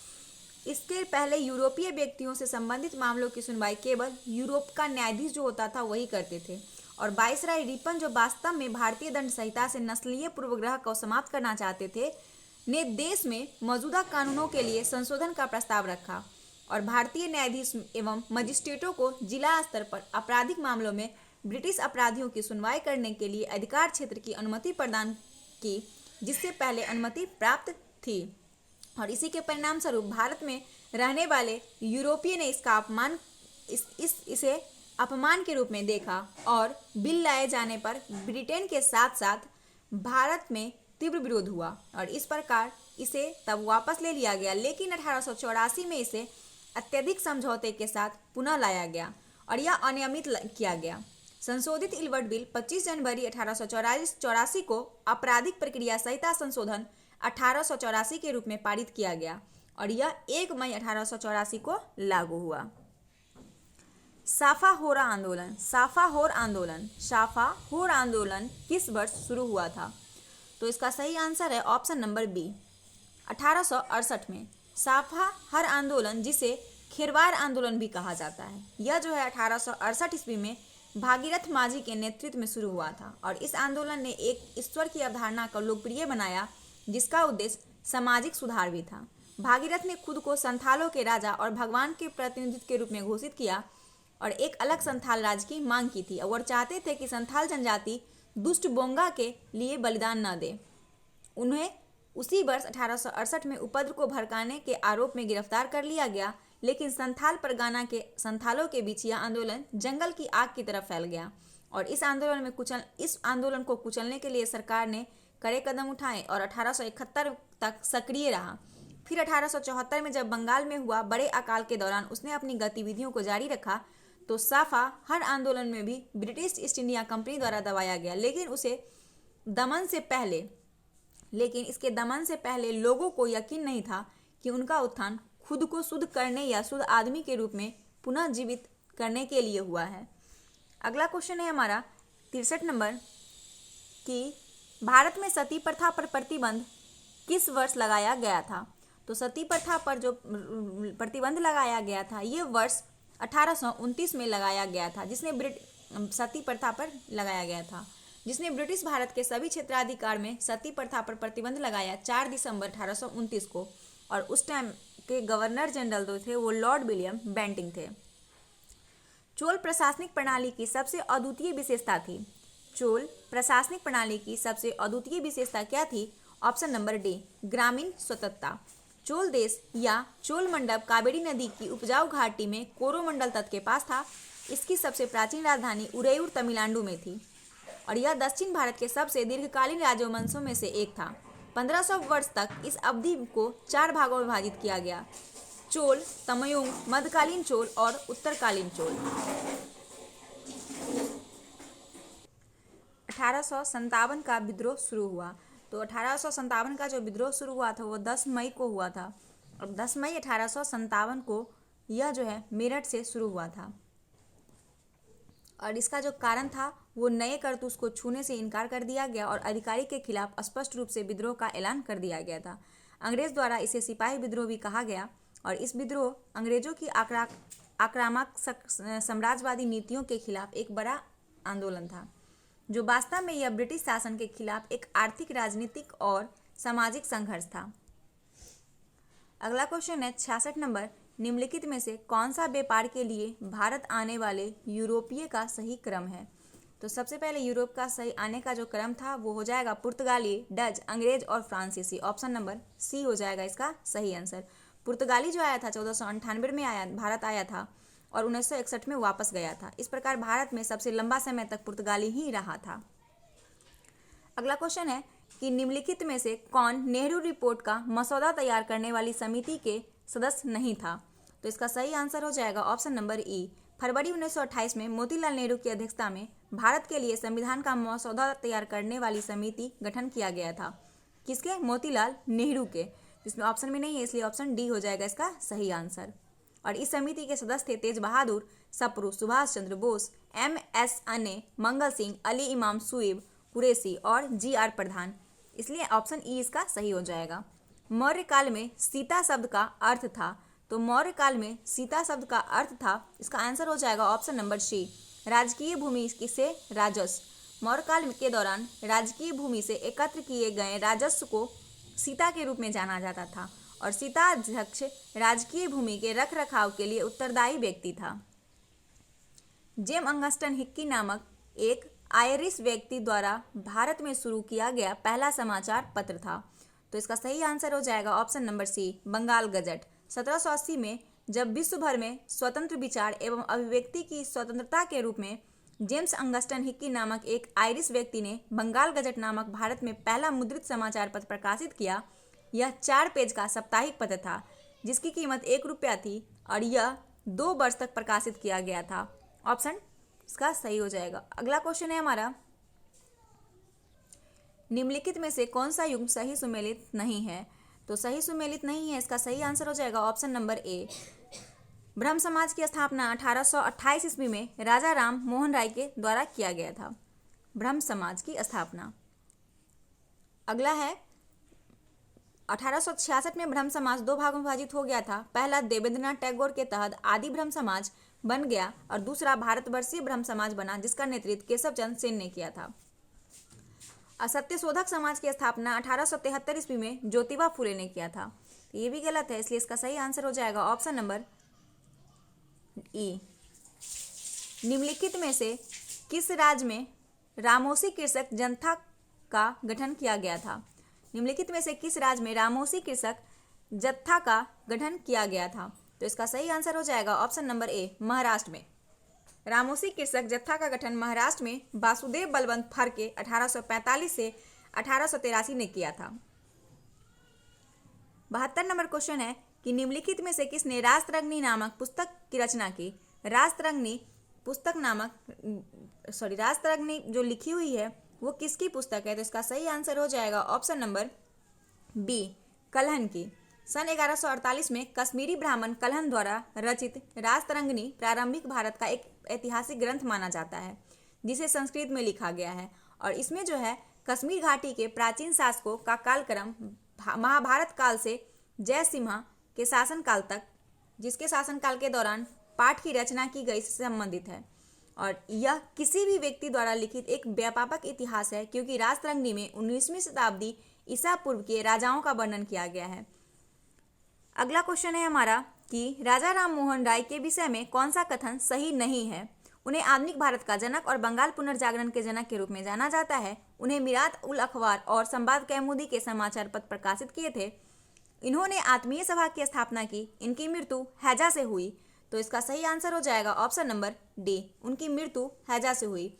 राजा राम मोहन राय को 18वीं और 19वीं शताब्दी में भारत में उल्लेखनीय सुधार कार्यों के लिए आधुनिक भारतीय पुनर्जागरण का अग्रणी माना जाता है। तो इसमें से सही नहीं पूछा जा रहा है, तो इसमें सही जो नहीं है, उनकी मृत्यु हैजा से हुई, ये सही नहीं है। अगला क्वेश्चन 14 नंबर है, वेदों की ओर लौटो का नारा किसने दिया था? तो वेदों की ओर लौटो का नारा स्वामी दयानंद सरस्वती ने दिया था। और यह वैदिक शिक्षा तथा धर्म की वैदिक शुद्धता को पुनर्जीवित करने और वैदिक काल के पुनरुद्धार का आह्वान भी किया था, और वो एक समाज सुधारक थे। अगला क्वेश्चन है हमारा कि निम्नलिखित में से किसे भारतीय पुनर्जागरण का जनक कहा जाता है? तो भारतीय पुनर्जागरण का जनक किसे कहा जाता है? अभी ही हम पढ़े हैं, राजा राम मोहन राय को। ऑप्शन नंबर इसका सही हो जाएगा ऑप्शन ए। ऑप्शन ए हो जाएगा इसका सही आंसर। भारतीय राष्ट्रवाद का पैगंबर, अतीत और भविष्य के बीच का पुल, आधुनिक भारत का जनक, पहला आधुनिक मनुष्य, संयुग्ध आदि, ये सभी जो कहा जाता है राजा राम मोहन राय को कहा जाता है। ऑप्शन ए हो जाएगा इसका सही आंसर। निम्नलिखित में से किसने महरौली लौह स्तंभ की स्थापना की? तो महरौली लौह स्तंभ की स्थापना जो किया गया था वो किया गया था चंद्रगुप्त द्वितीय के द्वारा। गुप्त वंश के चंद्रगुप्त द्वितीय द्वारा भगवान विष्णु के सम्मान में विष्णु पद के रूप में की गई थी। और इस स्तंभ पर संस्कृत में अभिलेख है। मूल रूप से इसको ब्यास के पास एक पहाड़ी पर रखा गया था और दिल्ली के राजा द्वारा दिल्ली लाया गया था। यह स्तंभ चंद्रगुप्त को शत्रुओं के एकजुट होने की संधि के खिलाफ अकेले युद्ध करते हुए बंग देशों पर विजय प्राप्त करने का श्रेय देता है। और यह स्तंभ सप्त सिंधु पर वकाटक से हुए युद्ध में विजय प्राप्त करने का श्रेय भी उन्हें दिया जाता है। अगला है, भारतीय राष्ट्रीय कांग्रेस के किस अधिवेशन की अध्यक्षता महात्मा गांधी के द्वारा की गई थी? तो इसका सही आंसर हो जाएगा ऑप्शन नंबर बी, बेलगांव अधिवेशन 1924। बेलगांव अधिवेशन 1924 की अध्यक्षता महात्मा गांधी के द्वारा की गई थी और एकमात्र अधिवेशन था जिसकी अध्यक्षता महात्मा गांधी के द्वारा की गई थी। और यह भारतीय राष्ट्रीय कांग्रेस का 39वां अधिवेशन था। क्या 39वां अधिवेशन था। अगला क्वेश्चन है कि निम्नलिखित नेताओं में से किसे कांग्रेस का अध्यक्ष कभी नहीं चुना गया? तो ऑप्शन इसका सही हो जाएगा डी, बाल गंगाधर तिलक। सर पी आनंद चरलू, एनी बेसेंट, सी शंकरन नायर, ये सभी जो थे वो कांग्रेस के अध्यक्ष के नेता रह चुके थे, लेकिन बाल गंगाधर को नहीं चुना गया था। ऑप्शन इसका डी सही हो जाएगा। अगला क्वेश्चन है 79 नंबर कि निम्नलिखित में से किसने भारतीय सुधार संघ की स्थापना की थी? तो भारतीय सुधार संघ की स्थापना किया गया था ऑप्शन नंबर सी, केशव चंद्र सेन के द्वारा। 29 अक्टूबर 1870 को कलकत्ता में केशव चंद्र सेन के द्वारा भारतीय सुधार संघ की स्थापना की गई थी। अगला है, प्राचीन प्रसिद्ध व्यक्ति जीवक थे। तो इसका सही आंसर हो जाएगा एक चिकित्सक। जीवक प्राचीन भारत के महान चिकित्सक थे। 6ठी शताब्दी ईसा पूर्व राजा बिंबिसार के पुत्र राजकुमार या कुमार अभय द्वारा पालन पोषण होने के कारण उन्हें कौमरभक्ष भी कहा जाता है। और वह कई राजाओं, गौतम बुद्ध, सभी प्रकार के भिक्षुकों, ज्ञात विश्व के लोगों के चिकित्सक थे। जीवक राजा बिंबिसार के चिकित्सक थे जो गौतम बुद्ध के अनुयायी थे। संक्रमण रोगों, बाल रोग और आंतरिक चिकित्सक के लिए उसके चिकित्सक उपचार और उनकी प्रसिद्धि चारों तरफ फैल गई थी। वह अपने समय के सर्वोच्च माने जाने वाले शल्य चिकित्सक एवं स्त्री रोग विशेषज्ञ बन गए थे। अगला क्वेश्चन है 80। किस भारतीय नेता को अंग्रेजों द्वारा भारतीय अशांति का जनक कहा जाता है? तो इसका सही आंसर हो जाएगा भारतीय अशांति का जनक कहा जाता है ऑप्शन नंबर डी, बाल गंगाधर तिलक को। वैलेंटाइन सिरोल द्वारा बाल गंगाधर तिलक को भारतीय अशांति का जनक कहा गया था। 82 नंबर क्वेश्चन है कि निम्नलिखित में से किसने भारत में प्रसिद्ध भूदान आंदोलन शुरू किया था? तो भूदान आंदोलन की शुरुआत किया गया था विनोबा भावे के द्वारा। भारत की स्वतंत्रता के बाद विनोबा भावे ने भूमिहीन किसानों को भूमि वितरित करने के लिए भूदान आंदोलन की शुरुआत की थी और 18 अप्रैल 1951 को जमींदार रामचंद्र रेड्डी द्वारा तेलंगाना के पोंचमपल्ली गांव में किया गया था। फ्रेंच ईस्ट इंडिया कंपनी का गठन किस वर्ष किया गया था? तो इसका सही आंसर हो जाएगा ऑप्शन नंबर सी, 1664 ईस्वी में। फ्रेंच ईस्ट इंडिया कंपनी की स्थापना 1664 ईस्वी में जैन बैप्टिस्ट कोलवर्ट ने की थी। फ्रांसीसी कैरोन की अगुवाई में कंपनी ने 1668 ईस्वी में पहला कारखाना सूरत और 1669 में अपना पहला दूसरा कारखाना मसूलीपट्टनम में स्थापित किया था। और डच, डेनिश, पुर्तगाली, फ्रेंच कंपनियों में फ्रेंच ईस्ट इंडिया कंपनी का गठन सबसे बाद में हुआ था। निम्नलिखित में से कौन सी घटना बुद्ध के जीवन से संबंधित स्थलों के साथ सही सुमेलित नहीं है? तो लुम्बिनी में उनका जन्म हुआ था, ना कि कुशीनगर में। लुम्बिनी में उनका जन्म हुआ था। ज्ञानोदय बोध गया जहां उन्होंने ज्ञान की प्राप्ति की थी, ये सही है। प्रथम उपदेश उन्होंने सारनाथ में दिया था। सारनाथ में हिरन पार्क में जहां उन्होंने 4 महान सत्य साझा करते हुए अपना पहला उपदेश दिया था।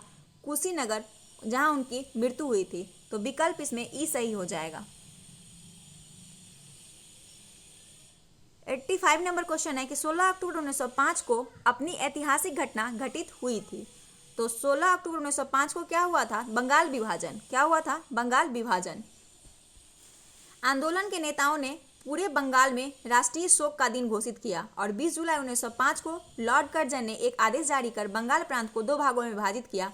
पूर्वी बंगाल में असम 31 मिलियन की आबादी तथा शेष बंगाल में 54 मिलियन की आबादी थी, जिसमें 18 मिलियन बंगाली और 36 मिलियन बिहारी उड़ीसी थे।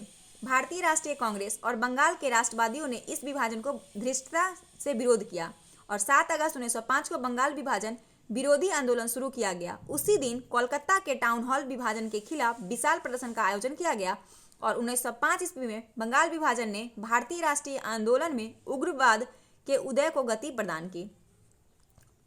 अगला क्वेश्चन है 86 नंबर। मोंटेग्यू जेम्सफोर्ड वर्ष 1917 का प्रस्ताव संबंधित है। तो मोंटेग्यू जेम्सफोर्ड वर्ष 1917 का जो है इसका सही आंसर हो जाएगा संवैधानिक सुधारों से। ऑप्शन नंबर ए, संवैधानिक मोंटेग्यू जेम्सफोर्ड सुधार अगस्त 1917 को प्रस्तावित किए गए थे और इसे एडविन मोंटेग्यू यानी भारत का सचिव और लॉर्ड जेम्सफोर्ड जो वाइसराय के द्वारा तैयार किया गया था। अगला क्वेश्चन है 87 नंबर। भारतीय राष्ट्रीय आंदोलन के निम्नलिखित क्रांतिकारियों में से किसने कहा था 1857 का विद्रोह पहला स्वतंत्रता संग्राम है? यह विनय दामोदर सावरकर के द्वारा कहा गया था। Option number D. किस मुगल बादशाह ने अपनी पौत्र को बिहार का सूबेदार बनाया था? तो अपने पौत्र को जो बिहार का सूबेदार बनाया गया था, इसका सही आंसर हो जाएगा ऑप्शन नंबर डी, औरंगजेब के द्वारा। औरंगजेब ने अपने पुत्र शाहजादा अजीम को अजीम उस शान के नाम से भी जाना जाता है, जिसे 1702 में बिहार का सूबेदार नियुक्त किया था और अजीम ने 1704 में पटना शहर बसाया और इसे अजीमाबाद नाम दिया। ये भी इंपॉर्टेंट है, इसे याद कर लीजिएगा। औरंगजेब के बाद बहादुर शाह प्रथम, जिसे शाह आलम प्रथम भी कहा जाता है, शासक बना और उसने अजीम उस शान को बिहार प्रशासक बनाया। उसने अजीम उस शान को बिहार प्रशासक बनाया जबकि फर्रुखसियार को बंगाल का नवाब बनाया और अजीम उस शान के बाद बिहार में मुगल नियंत्रण कमजोर पड़ गया था। मार्लो मिंटो सुधार के विषय में कौन सा कथन सही नहीं है? तो कथन सही नहीं है, इसका सही आंसर बी हो जाएगा। यह बिल पारित किया गया उस समय जॉन मार्लो भारत का गवर्नर जनरल था। ये जो है कथन सही नहीं है। भारतीय संसद अधिनियम जब 1909 हुआ था तो मार्लो मिंटो सुधार ब्रिटिश सांसद 1909 में विधान परिषद का आकार बढ़ाने, भारतीय राष्ट्रीय कांग्रेस में नवरमपंथी की मांगों को पूरा करने और भारतीय की शासन में भागीदारी बढ़ाने के प्रयास के चलते पारित किया गया था। मार्लो मिंटो सुधार जॉन मार्लो, जो कि भारत के सचिव 1905 से लेकर 1910 और फिर 1911 में थे, मिंटो भारत के गवर्नर जनरल थे, के नाम पर रखा गया था। इसका सही आंसर ऑप्शन बी हो जाएगा। भारतीय स्वतंत्रता संग्राम के दौरान घटित निम्नलिखित घटनाओं का सही कालानुक्रम क्या है? तो इसका सही आंसर हो जाएगा, सही कालक्रम पूछा जा रहा है। चंपारण सत्याग्रह 1917 में हुआ था, तो सबसे पहले चंपारण इसमें ही हो जाएगा। ऑप्शन नंबर सी हो जाएगा इसका सही आंसर। 1917 में चंपारण हुआ था। अहमदाबाद मिल में हड़ताल फरवरी मार्च 1918 में, खेरा 22 मार्च 1918 को और असहयोग आंदोलन 1920 से 22 को। निम्नलिखित में से कौन असेंबली बम कांड में शामिल थे? तो असेंबली में बम कांड में जो शामिल थे, इसका सही आंसर हो जाएगा ऑप्शन नंबर ई, क्योंकि ब्रिटिश सरकार ने भारत रक्षा अधिनियम लागू किया था, जिसने निवारक, निरोध और साक्ष्य की स्वीकृति जैसी विभिन्न शक्तियों पुलिस को दी थी, जो भारतीय साक्ष्य अधिनियम के अनुरूप थी। और इस अधिनियम का विरोध करने के लिए हिंदुस्तान सोशलिस्ट रिपब्लिक एसोसिएशन ने केंद्रीय विधान सभा में तब तक एक बम विस्फोट करने का साजिश रची जब वहां अध्यादेश पारित किया जाना था। और 8 अप्रैल 1929 को भगत सिंह बटुकेश्वर दत्त ने, दोनों थे, भगत सिंह भी थे और बटुकेश्वर दत्त भी थे, इसलिए ऑप्शन ई इसका सही हो जाएगा। इन्होंने बम फेंके थे। उसके बाद है अमुक्त माल्याद नामक महाकाव्य की रचना किसने की थी? तो इसका सही आंसर हो जाएगा ऑप्शन नंबर बी, कृष्णदेव राय ने। विजयनगर साम्राज्य के शासकों में सबसे प्रसिद्ध शासक कृष्णदेव राय थे। इन्होंने तेलुगु भाषा में अमुक्त माल्याद महाकाव्य की रचना की। थियोसॉफिकल सोसाइटी की स्थापना की गई थी, तो इसका सही आंसर हो जाएगा ऑप्शन नंबर डी, मैडम ब्लासी और कर्नल आलकॉट के द्वारा। ऑप्शन नंबर डी हो जाएगा। थियोसॉफिकल सोसाइटी की स्थापना 17 नवंबर 1875 को madam Helena Blavatsky, colonel Henry Steel Olcott, William Quan जज और अन्य ने संयुक्त राज्य अमेरिका के न्यूयॉर्क शहर में की थी। संस्थापक सदस्य जनवरी 1879 में भारत पहुंचे और मद्रास के समीप अड्यार में सोसाइटी का मुख्यालय स्थापित किया और 1888 में एनी बेसेंट इंग्लैंड में इस सोसाइटी में शामिल हुए। अगला क्वेश्चन है, 1857 के विद्रोह के दमन के बाद ब्रिटिश सरकार द्वारा भारतीय सेना के पुनर्गठन के लिए किस आयोग का गठन किया गया? तो इसका सही आंसर हो जाएगा ऑप्शन नंबर डी, पील आयोग का गठन किया गया था। ब्रिटिश सरकार ने 1857 के विद्रोह के बाद भारतीय सेना के पुनर्गठन के लिए पील आयोग का गठन किया था और इस आयोग की सिफारिश पर यह निर्णय लिया गया कि भारतीय सेना में विभिन्न राष्ट्रीयताओं और जातियों को शामिल किया जाना चाहिए। एक सामान्य नियम द्वारा प्रत्येक रेजिमेंट के माध्यम से दास्ता गठित किया जाना चाहिए और जिन रेजिमेंटों ने बगावत कर दी थी उन्हें निष्कासित कर दिया गया था और नियुक्ति का केंद्र पंजाब में हस्तांतरित कर दिया गया था। इस विद्रोह के दौरान निष्ठावान रहा पंजाब, हिंदुस्तान, बॉम्बे, मद्रास, ये सभी क्षेत्र। अगला है, दक्षिण अफ्रीका में अपने लंबे प्रवास के बाद महात्मा गांधी भारत वापस कब आए?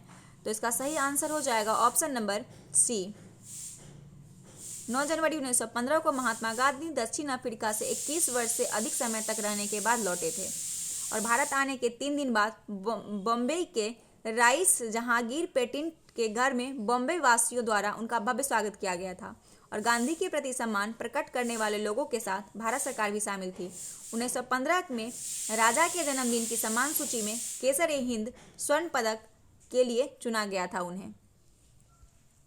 अगला है कि निम्नलिखित में से किस सिख गुरु ने आदि ग्रंथ की रचना की थी? तो आदि ग्रंथ की रचना गुरु अर्जुन देव ने की थी। ऑप्शन नंबर ए हो जाएगा इसका सही आंसर। 1604 में 5वें सिख गुरु थे ये, 1604 में, और ये 5वें सिख गुरु थे, क्या में 5वें थे। इन्होंने आदि ग्रंथ की रचना की थी। निम्नलिखित में से किस नेता को गांधी जी ने अपना राजनीतिक गुरु माना था? इसका सही आंसर है option number C, Gopal Krishna Gokhale को। भारत लौटने के बाद महात्मा गांधी स्वतंत्रता आंदोलन का नेतृत्व करने से पहले गोपाल कृष्ण गोखले के समूह में शामिल हुए और गांधी जी ने गोखले को अपना राजनीतिक गुरु माना और गुजराती भाषा में धर्मात्मक गोखले नामक एक पुस्तक भी लिखी जो उन्हें समर्पित किया। धर्मात्मक गुरु। अगला है वर्नाकुलर प्रेस एक्ट पारित किया गया था। तो वर्नाकुलर प्रेस एक्ट कब लागू किया गया था? इसका सही आंसर हो जाएगा ऑप्शन नंबर बी। 1878 ईस्वी में 1878 में इसे पारित किया गया था और यह एक बेहतर तरीके से वर्नाकुलर प्रेस को नियंत्रित करने तथा प्रभावी ढंग से दंडित करने एवं राजद्रोहियों में दबाव बनाने के लिए पारित किया गया था और इस एक्ट को गैगिंग एक्ट के रूप में भी जाना जाता है, गैगिंग। अगला है 99 नंबर क्वेश्चन। कांग्रेस पतन के लिए लड़खड़ा रही है। जब तक मैं भारत में हूँ मेरी एक सबसे बड़ी अभिलाषा इसकी शांतिपूर्ण विघटन का सहयोग करना, यह कथन किसने कहा था? तो इसका सही आंसर हो जाएगा option number B. Lord Curzon का यह कथन था जब 1900 में ब्रिटिश सेक्रेटरी ऑफ स्टेट को लिखे गए एक पत्र में लॉर्ड कर्जन ने कहा था कि कांग्रेस पतन के लिए लड़खड़ा रही है और मैं जब तक मैं भारत में हूँ मेरी सबसे बड़ी अभिलाषा है इसके शांतिपूर्ण विघटन में सहयोग करना। लॉर्ड कर्जन का जन्म 1859 ईस्वी को हुआ था। वह 1899 में 39 वर्ष की आयु में भारत में सबसे कम आयु का वाइसराय बना था और 1905 में यह त्यागपत्र देने के बाद अपने पद पर बना रहा। रॉलेट एक्ट पारित किया गया। तो कब पारित किया गया था रॉलेट एक्ट? इसका सही आंसर हो जाएगा ऑप्शन नंबर ए। सेंडिन कमेटी की सिफारिश के आधार पर रॉलेट एक्ट पर सिडनी रॉलेट की अध्यक्षता में गठित सेडिशन कमेटी की सिफारिशों के आधार पर पारित किया गया था और भारत में क्रांतिकारी गतिविधियों के पूछताछ करने के लिए 1919 में सेडिशन कमेटी द्वारा रिपोर्ट तैयार किया गया था। अगला क्वेश्चन है भारतीय राष्ट्रीय कांग्रेस के पहले अधिवेशन के संबंध में निम्नलिखित कथनों में से कौन सा सही नहीं है?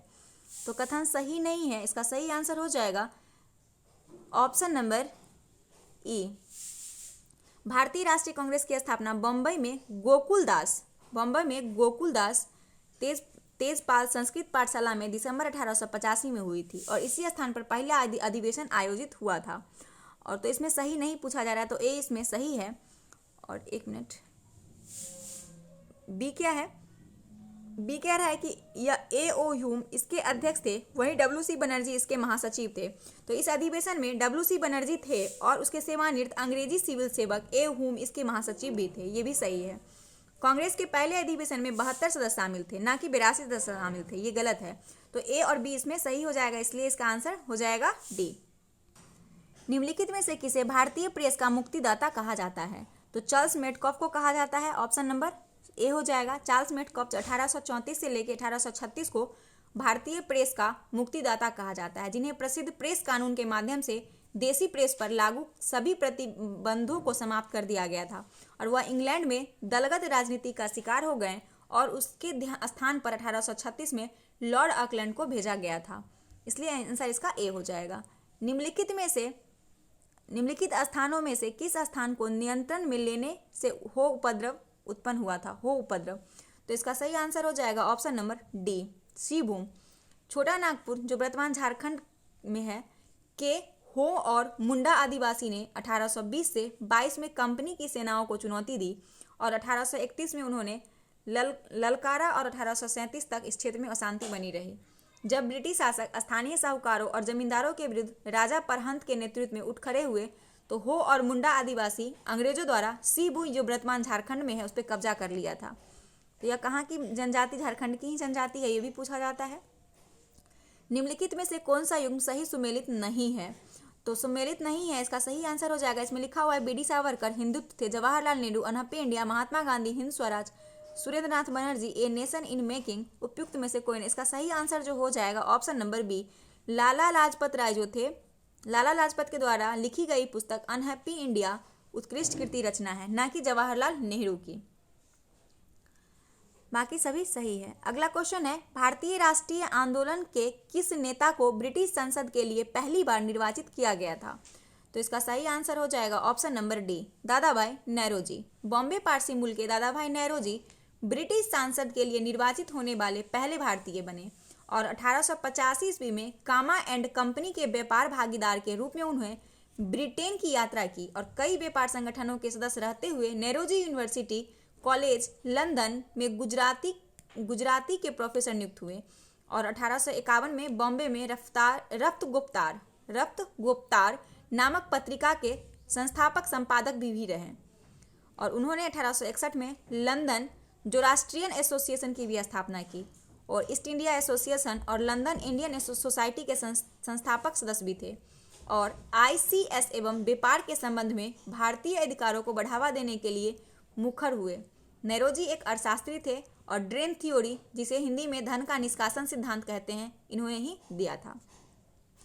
अगला क्वेश्चन है, निम्नलिखित में से कौन सा बिहार सोशलिस्ट पार्टी के संस्थापक थे? तो इसका सही आंसर हो जाएगा ऑप्शन नंबर ई, क्योंकि बिहार सोशलिस्ट पार्टी का गठन 1931 में गंगा शरण सिन्हा, राम वृक्ष बोनीपुरी और रामानंद मिश्र ने किया था, इसलिए इसका आंसर हो जाएगा ऑप्शन नंबर ए।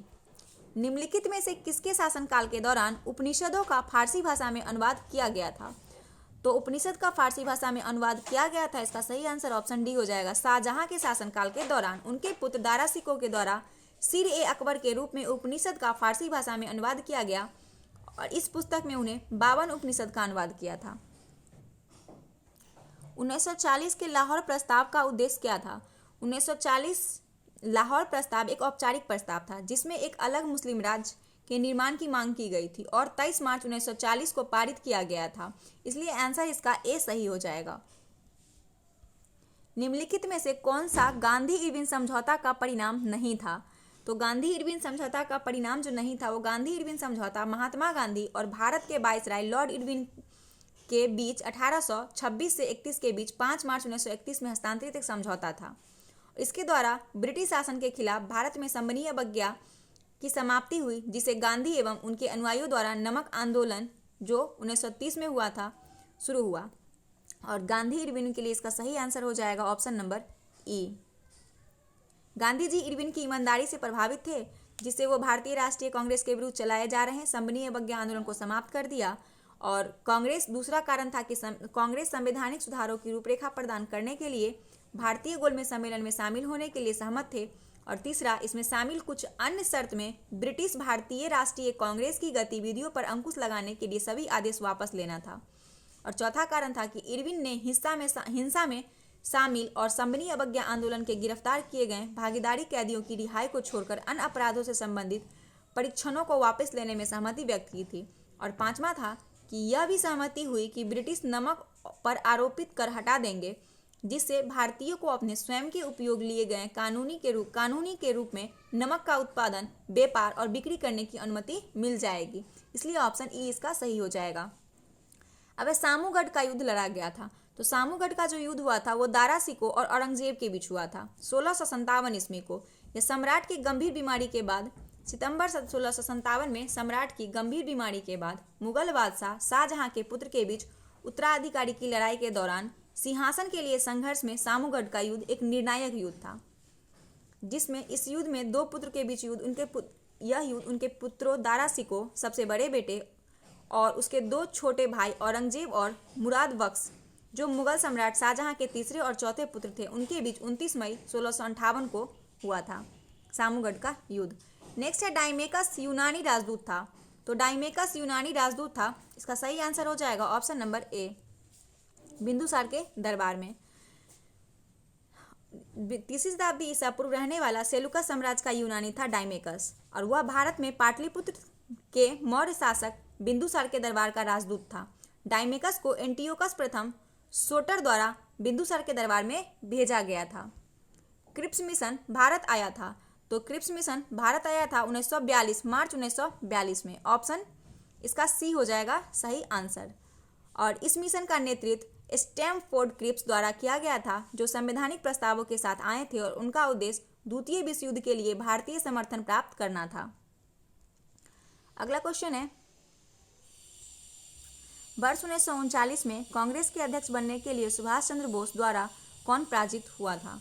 तो इसका सही answer option number C Pattabhi Sitaramayya. 1839 में गांधी के उम्मीदवार पट्टाभी सीतारामैया को हराकर सुभाष चंद्र बोस त्रिपुरी अधिवेशन में कांग्रेस के अध्यक्ष बने थे और उन्होंने मांग की कि कांग्रेस को ब्रिटिश को 6 माह का अंतिम चेतावनी देनी चाहिए और इसकी अस्वीकृति की स्थिति में पूर्ण स्वराज हेतु देश भर में संघर्ष आयोजित किया जाना चाहिए। अगला है, होयसल राजवंश की राजधानी कहाँ थी? तो होयसल राजवंश की राजधानी पूछा जा रहा है, इसका सही आंसर हो जाएगा ऑप्शन नंबर बी द्वार समुद्रम।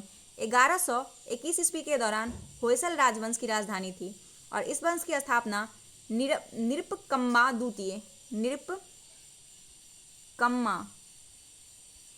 द्वितीय के द्वारा की गई थी, जो राजा विष्णुवर्धन के शासन के दौरान राजनीतिक प्रमुखता में आए थे। अगला है, बिहार में निम्नलिखित में से किस जिले का प्राचीन नाम अंगुत्री था? तो अंगुत्री इसका बिहार के किस जिले का नाम था? इसका सही आंसर हो जाएगा ऑप्शन नंबर बी, लखीसराय का नाम था। लखीसराय का प्राचीन नाम अंगुत्री था। लखीसराय की स्थापना पाल वंश के दौरान एक धार्मिक तथा प्रशासनिक केंद्र के रूप में की गई थी। लखीसराय का यह क्षेत्र पुराने समय में चट्टानों, पहाड़ों और विभिन्न हिंदू और बौद्ध देवी देवताओं की मूर्तियों के रूप में पहचाना गया था। बौद्ध साहित्य में लखीसराय का उल्लेख अंगुत्री के रूप में किया गया है, जिसका अर्थ एक जिला है। अगला क्वेश्चन है, निम्नलिखित में से कौन वर्ष 1946 में भारत आए कैबिनेट मिशन का सदस्य नहीं था? तो इसका सही आंसर हो जाएगा ऑप्शन नंबर ई। इसमें से जो सही आंसर इसमें है, एक से ज़्यादा आंसर है, इसीलिए ऑप्शन ई हो जाएगा। 19 फरवरी 1946 को हाउस ऑफ कॉमन्स में ब्रिटिश प्रधानमंत्री क्लीमेंट एटली ने कैबिनेट मिशन में भारत भेजने के निर्णय की घोषणा की और इस कैबिनेट मिशन में 3 ब्रिटिश कैबिनेट मंत्री शामिल थे।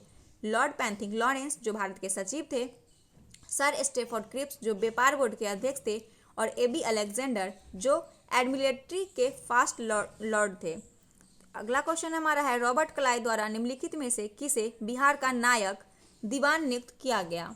तो इसका सही आंसर हो जाएगा option number B, Sitab Rai को। सिताब रॉय, रॉबर्ट क्लाइव ने सिताब रॉय को बिहार के नायब दीवान नियुक्त किया था। 1773 सितंबर में सिताब राय की मृत्यु के बाद वॉरेन हेस्टिंग ने सिताब राय के बेटे कल्याण सिंह को दीवान के रूप में नियुक्त किया और हेस्टिंग ने कल्याण सिंह के नीचे खयाली राम और शंधु राम को नायब दीवान के रूप में भी नियुक्त किया था। 1832 से 33 के भूमिज विद्रोह का नेतृत्व किया था। तो इसका सही आंसर है गंगा नारायण सिंह। गंगा नारायण सिंह भूमिज विद्रोह का नेतृत्व किया। भू राजस्व में अंग्रेजों द्वारा की गई वृद्धि के इस विद्रोह का कारण बना था और विद्रोह का प्रमुख प्रभाव सी भू और वीरभूम में था। 119 नंबर क्वेश्चन है, निम्नलिखित में कौन पारिस्थितिक अनुक्रमण प्रावावस्था है? प्रावावस्था पूछा जा रहा है, तो इसका सही आंसर हो जाएगा ऑप्शन नंबर ए, वह प्रक्रम जिसके द्वारा किसी क्षेत्र में पाई जाने वाली वनस्पति जंतु प्रजाति के समुदाय समय के साथ दूसरे समुदाय में परिवर्तित हो जाते हैं या दूसरे समुदाय उनका स्थान ले लेते हैं, तो उसे पारिस्थितिकीय अनुक्रमण कहलाता है। और अनुक्रमण पारिस्थितिकीय समय के पैमाने पर किसी वनस्पति में दिशात्मक परिवर्तन का एक सार्वभौमिक प्रक्रम है।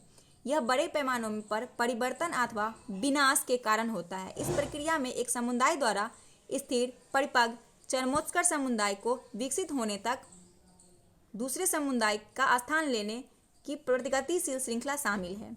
इसलिए इसका सही आंसर हो जाएगा ऑप्शन नंबर डी। इसमें से इसका जो ऑप्शन हो जाएगा, हम ऑप्शन आप लोगों को बता देते हैं। देखिए इसमें आता क्या क्या, एक में इसमें आता है वनस्पति रहित, प्रवासन, उसके बाद आता है अपस्थापना, स्थापन जो हो जाएगा, उसके बाद आ जाता है एकत्रीकरण, स्पर्धा, प्रतिक्रिया और स्थितीकरण। तो एक से ज़्यादा इसमें आंसर है, इसीलिए आप लोग का आंसर ई हो जाएगा। नेक्स्ट है, बिहार की निम्नलिखित महिला स्वतंत्रता सेनानी में से किसने भगत सिंह को दिए गए मृत्युदंड के विरुद्ध आवाज उठाने के लिए लोगों को संगठित किया था? तो इसका सही आंसर हो जाएगा ऑप्शन नंबर सी, कुसुम कुमारी देवी। बिहार की कुसुम कुमारी देवी ने भगत सिंह को 23 मार्च 1931 में दिए जाने वाले मृत्युदंड के विरुद्ध आवाज उठाने हेतु आरा में लोगों को संगठित किया था। राधा स्वामी मत का संस्थापक कौन था? तो राधा स्वामी मत के संस्थापक थे ऑप्शन नंबर सी, तुलसीराम। 1861 में आगरा के तुलसीराम ने की थी। जो पेशे से बैंकर थे, उन्हें शिव दयाल साहब या स्वामी जी महाराज के नाम से भी जाना जाता था। अगला क्वेश्चन है 122 नंबर कि निम्नलिखित में से किस वायसराय के कार्यकाल के दौरान भारत की राजधानी कोलकाता से दिल्ली हस्तांतरित की गई थी? तो इसका सही आंसर हो जाएगा option number B, Lord Hardinge. Lord Hardinge 1911 तक ब्रिटिश भारत की राजधानी कोलकाता थी और 1911 में दिल्ली दरबार में भाग लेने के लिए भारत आए किंग जॉर्ज परचम ने 12 दिसंबर 1911 को भारत की राजधानी कोलकाता से दिल्ली हस्तांतरित कर दी थी। परिणाम स्वरूप क्या हुआ कि लॉर्ड हार्डिंग के कार्यकाल के दौरान 1 अप्रैल 1912 को भारत की राजधानी कोलकाता से दिल्ली स्थानांतरित कर दी गई। बुज्र होम और गुफा कराल मुख्य रूप से किस काल से संबंधित है? तो बुज्रहोम श्रीनगर कश्मीर का पुरातात्विक महत्व वाला प्रमुख नवपाषाणिक स्थल है। और इसी तरह कश्मीर के गुफा कराल में भी पशुपालन और कृषि करने के प्रमाण मिलते हैं जो नवपाषाण काल से संबंधित है। तो इसका ऑप्शन जो हो जाएगा आंसर सी हो जाएगा। निम्नलिखित में से किस वर्ष गांधी इरविन समझौते पर हस्ताक्षर किए गए थे? इसका सही आंसर हो जाएगा 1931। 5 मार्च 1931 को गांधी इरविन समझौते पर हस्ताक्षर किया गया था। वायसराय लॉर्ड इरविन ने किया था। और संधि पर हस्ताक्षर करने के बाद गांधी जी ने भारतीय राष्ट्रीय कांग्रेस के एकमात्र प्रतिनिधि के रूप में द्विपक्षीय गोलमेज सम्मेलन में भाग लिया था। अगला क्वेश्चन है, रानी विक्टोरिया द्वारा कैसर-ए-हिंद की उपाधि ग्रहण करने के समय वायसराय कौन थे? तो इसका सही आंसर हो जाएगा option number A, Lord Lytton. Lord Lytton के समय रानी विक्टोरिया द्वारा रॉयल टाइटल एक्ट 1876 के तहत कैसर-ए-हिंद या भारत की महारानी की उपाधि करने के समय लॉर्ड हार्डिंग वायसराय थे। भारत के वायसराय के रूप में उनका कार्यकाल के दौरान जो वर्नाकुलर प्रेस अधिनियम लाया गया, आयुध अधिनियम, फिर गंभीर अकाल को नजरअंदाज किया गया और संगठित दरबार आयोजित करके महारानी विक्टोरिया को भारत की महारानी घोषित किया गया। ब्रिटिश व्यापारियों के लिए कपास पर कर समाप्त कर दिया गया। सिविल सेवा परीक्षा की शुरुआत हुई, जिसमें सिविल सेवा परीक्षा की अधिकतम आयु 21 से घटाकर 19 वर्ष कर दी गई थी, शुरुआत नहीं हुई थी। उसके बाद है, निम्नलिखित में से किसने डिस्कवरी ऑफ इंडिया नामक पुस्तक की लिखी थी? Discovery of India. तो इसका सही आंसर हो जाएगा option number D, Jawaharlal Nehru. Option D इसका सही आंसर हो जाएगा। जवाहरलाल नेहरू की पुस्तक है डिस्कवरी ऑफ इंडिया। 1942 से 1946 में यह पुस्तक उन्होंने लिखा था और जेल में एकांतवास के 4 वर्ष के कारावास के दौरान यह पुस्तक लिखी गई थी। अगला क्वेश्चन है, मौर्य प्रशासन में महिषी था या थी? तो इसका सही आंसर हो जाएगा ऑप्शन नंबर ए, मुख्य रानी। मौर्य प्रशासन के तहत मुख्य रानी को महिषी नामक शीर्षक का एक विशेष स्थान प्राप्त था। अगला क्वेश्चन है, निम्नलिखित नवपाषाण स्थलों में से कौन सा बिहार में स्थित है? तो इसका सही आंसर हो जाएगा option number D, Chirand. Chirand Bharat में बिहार के सारण जिले में एक पुरातात्विक स्थल है और इस स्थल पर नवपाषाण युग के पुरातात्विक अवलेख पाए गए हैं। अगला क्वेश्चन है, सिंधु घाटी सभ्यता का निम्नलिखित में से कौन सा स्थल बिहार में स्थित है? इसका सही आंसर हो जाएगा ऑप्शन नंबर ई, क्योंकि सिंधु घाटी सभ्यता स्थलों में कोई भी बिहार में स्थित नहीं है। अगला है कि असहयोग आंदोलन के विषय में निम्नलिखित में से कौन सा सही नहीं है? आंदोलन में मुसलमान ने बड़ी संख्या में भाग लिया था, सही नहीं है पूछा जा रहा था, सही है। उसके बाद दिया हुआ है कि आंदोलन 1920 में शुरू हुआ और 1922 में समाप्त हुआ, ये भी सही है।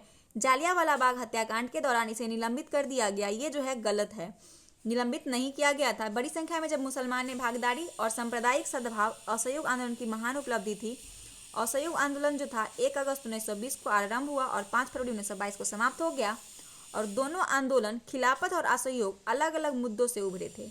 उन्होंने अहिंसा और असहयोग के एक समान कार्यक्रम अपनाया और 5 फरवरी 1922 को चौरी चौरा की घटना के कारण गांधी जी ने असहयोग आंदोलन को निलंबित कर दिया था।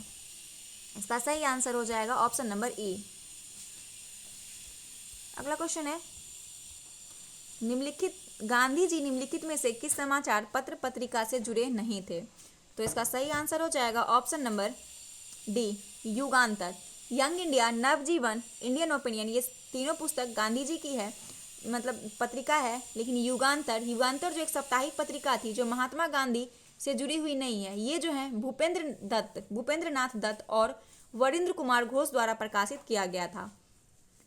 अगला है, अमृतसर अधिवेशन 1919 में भारतीय राष्ट्रीय कांग्रेस के प्रस्ताव के अनुसार महात्मा गांधी कांग्रेस के नए संविधान के लेखक थे। निम्नलिखित में से किसे महात्मा गांधी के साथ सहयोग करने हेतु चुना गया था? तो इसका सही आंसर हो जाएगा ऑप्शन नंबर ई। अमृतसर का अधिवेशन 1919 में भारतीय राष्ट्रीय कांग्रेस के विभिन्न विषयों पर 50 प्रस्तावों को पारित किया गया था और गांधी जी नए संविधान के लेखक थे। तिलक और CR दास का सहयोग चाहते थे, लेकिन काम के दबाव के कारण उनके साथ काम करने में सक्षम नहीं थे। इसके बजाय NC केलकर, IB सेन, तिलक और दास गांधी जी के साथ सहयोग करने के लिए चुने गए थे। तो इसका सही आंसर हो जाएगा ऑप्शन नंबर ए। एक से ज़्यादा आंसर है इसमें। राजधानी और महाजनपद का निम्नलिखित में से कौन सा युग्म सही सुमेलित है? तो इसका सही आंसर हो जाएगा वज्जी की राजधानी वैशाली, अंग का चंपा, चेदी का शुक्तिमती और सुरसेन का मथुरा। तो आंसर इसका ई सही हो जाएगा क्योंकि सभी सही है इसमें। निम्नलिखित में से कौन सा राज्य बुद्ध के जीवन से संबंधित नहीं है? तो बुद्ध के जीवन से संबंधित नहीं है, गंधार राज्य जो है वो बुद्ध के जीवन से संबंधित नहीं है, ऑप्शन बी। नेक्स्ट है 35 नंबर, कपूर मंजरी की रचना निम्नलिखित में से किसने की थी? तो कपूर मंजरी जो है संस्कृत की प्रसिद्ध नाटककार और काव्य मीमांस राजशेखर द्वारा रचित एक प्राकृतिक नाटक है। किसके द्वारा? राजशेखर के द्वारा, ऑप्शन नंबर डी। अगला क्वेश्चन है निम्नलिखित में से कौन सा अधिनियम अपने पारित होने के वर्ष के साथ सही सुमेलित नहीं है? तो इसका सही आंसर हम देखते हैं, आंसर डी हो जाएगा क्योंकि पिट्स इंडिया अधिनियम जो था वो पिट्स इंडिया एक्ट 1784 को ईस्ट इंडिया कंपनी एक्ट 1784 भी कहा जाता है और इसको ब्रिटिश संसद द्वारा वर्ष 1773 के विनियम अधिनियम के 200 से दूर करने के लिए पारित किया गया था, इसीलिए इसका डी सही हो जाएगा। 72 नहीं है, गलत है ये। उसके बाद है निम्नलिखित में से कौन सा ब्रिटिश भारत के गवर्नर जनरल का सही कालानुक्रम है? तो ये कालक्रम पूछा जा रहा है, तो इसका सही आंसर जो हो जाएगा ऑप्शन ए हो जाएगा। वॉरेन हेस्टिंग्स के बाद मेडकॉफ आया था, उसके बाद डलहौजी, फिर लॉर्ड कैनिंग। सैडलर आयोग का गठन कब किया गया था? तो सैडलर आयोग का गठन जो किया गया था वो किया गया था 1917 में। सर माइकल सैडलर की अध्यक्षता में इसका गठन किया गया था और इसमें 2 भारतीय सदस्य सर आशुतोष मुखर्जी और जिया उद दीन अहमद भी शामिल थे। अगला है कि बिहार में निम्नलिखित में से किस जिले में बख्तियार खान का मकबरा स्थित है? बख्तियार खान का मकबरा बिहार के किस जिले में है?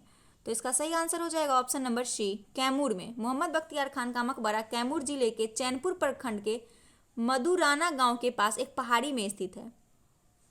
अगला क्वेश्चन है 40 नंबर, निम्नलिखित में से किसे पटना शहर को अजीमाबाद नाम दिया था?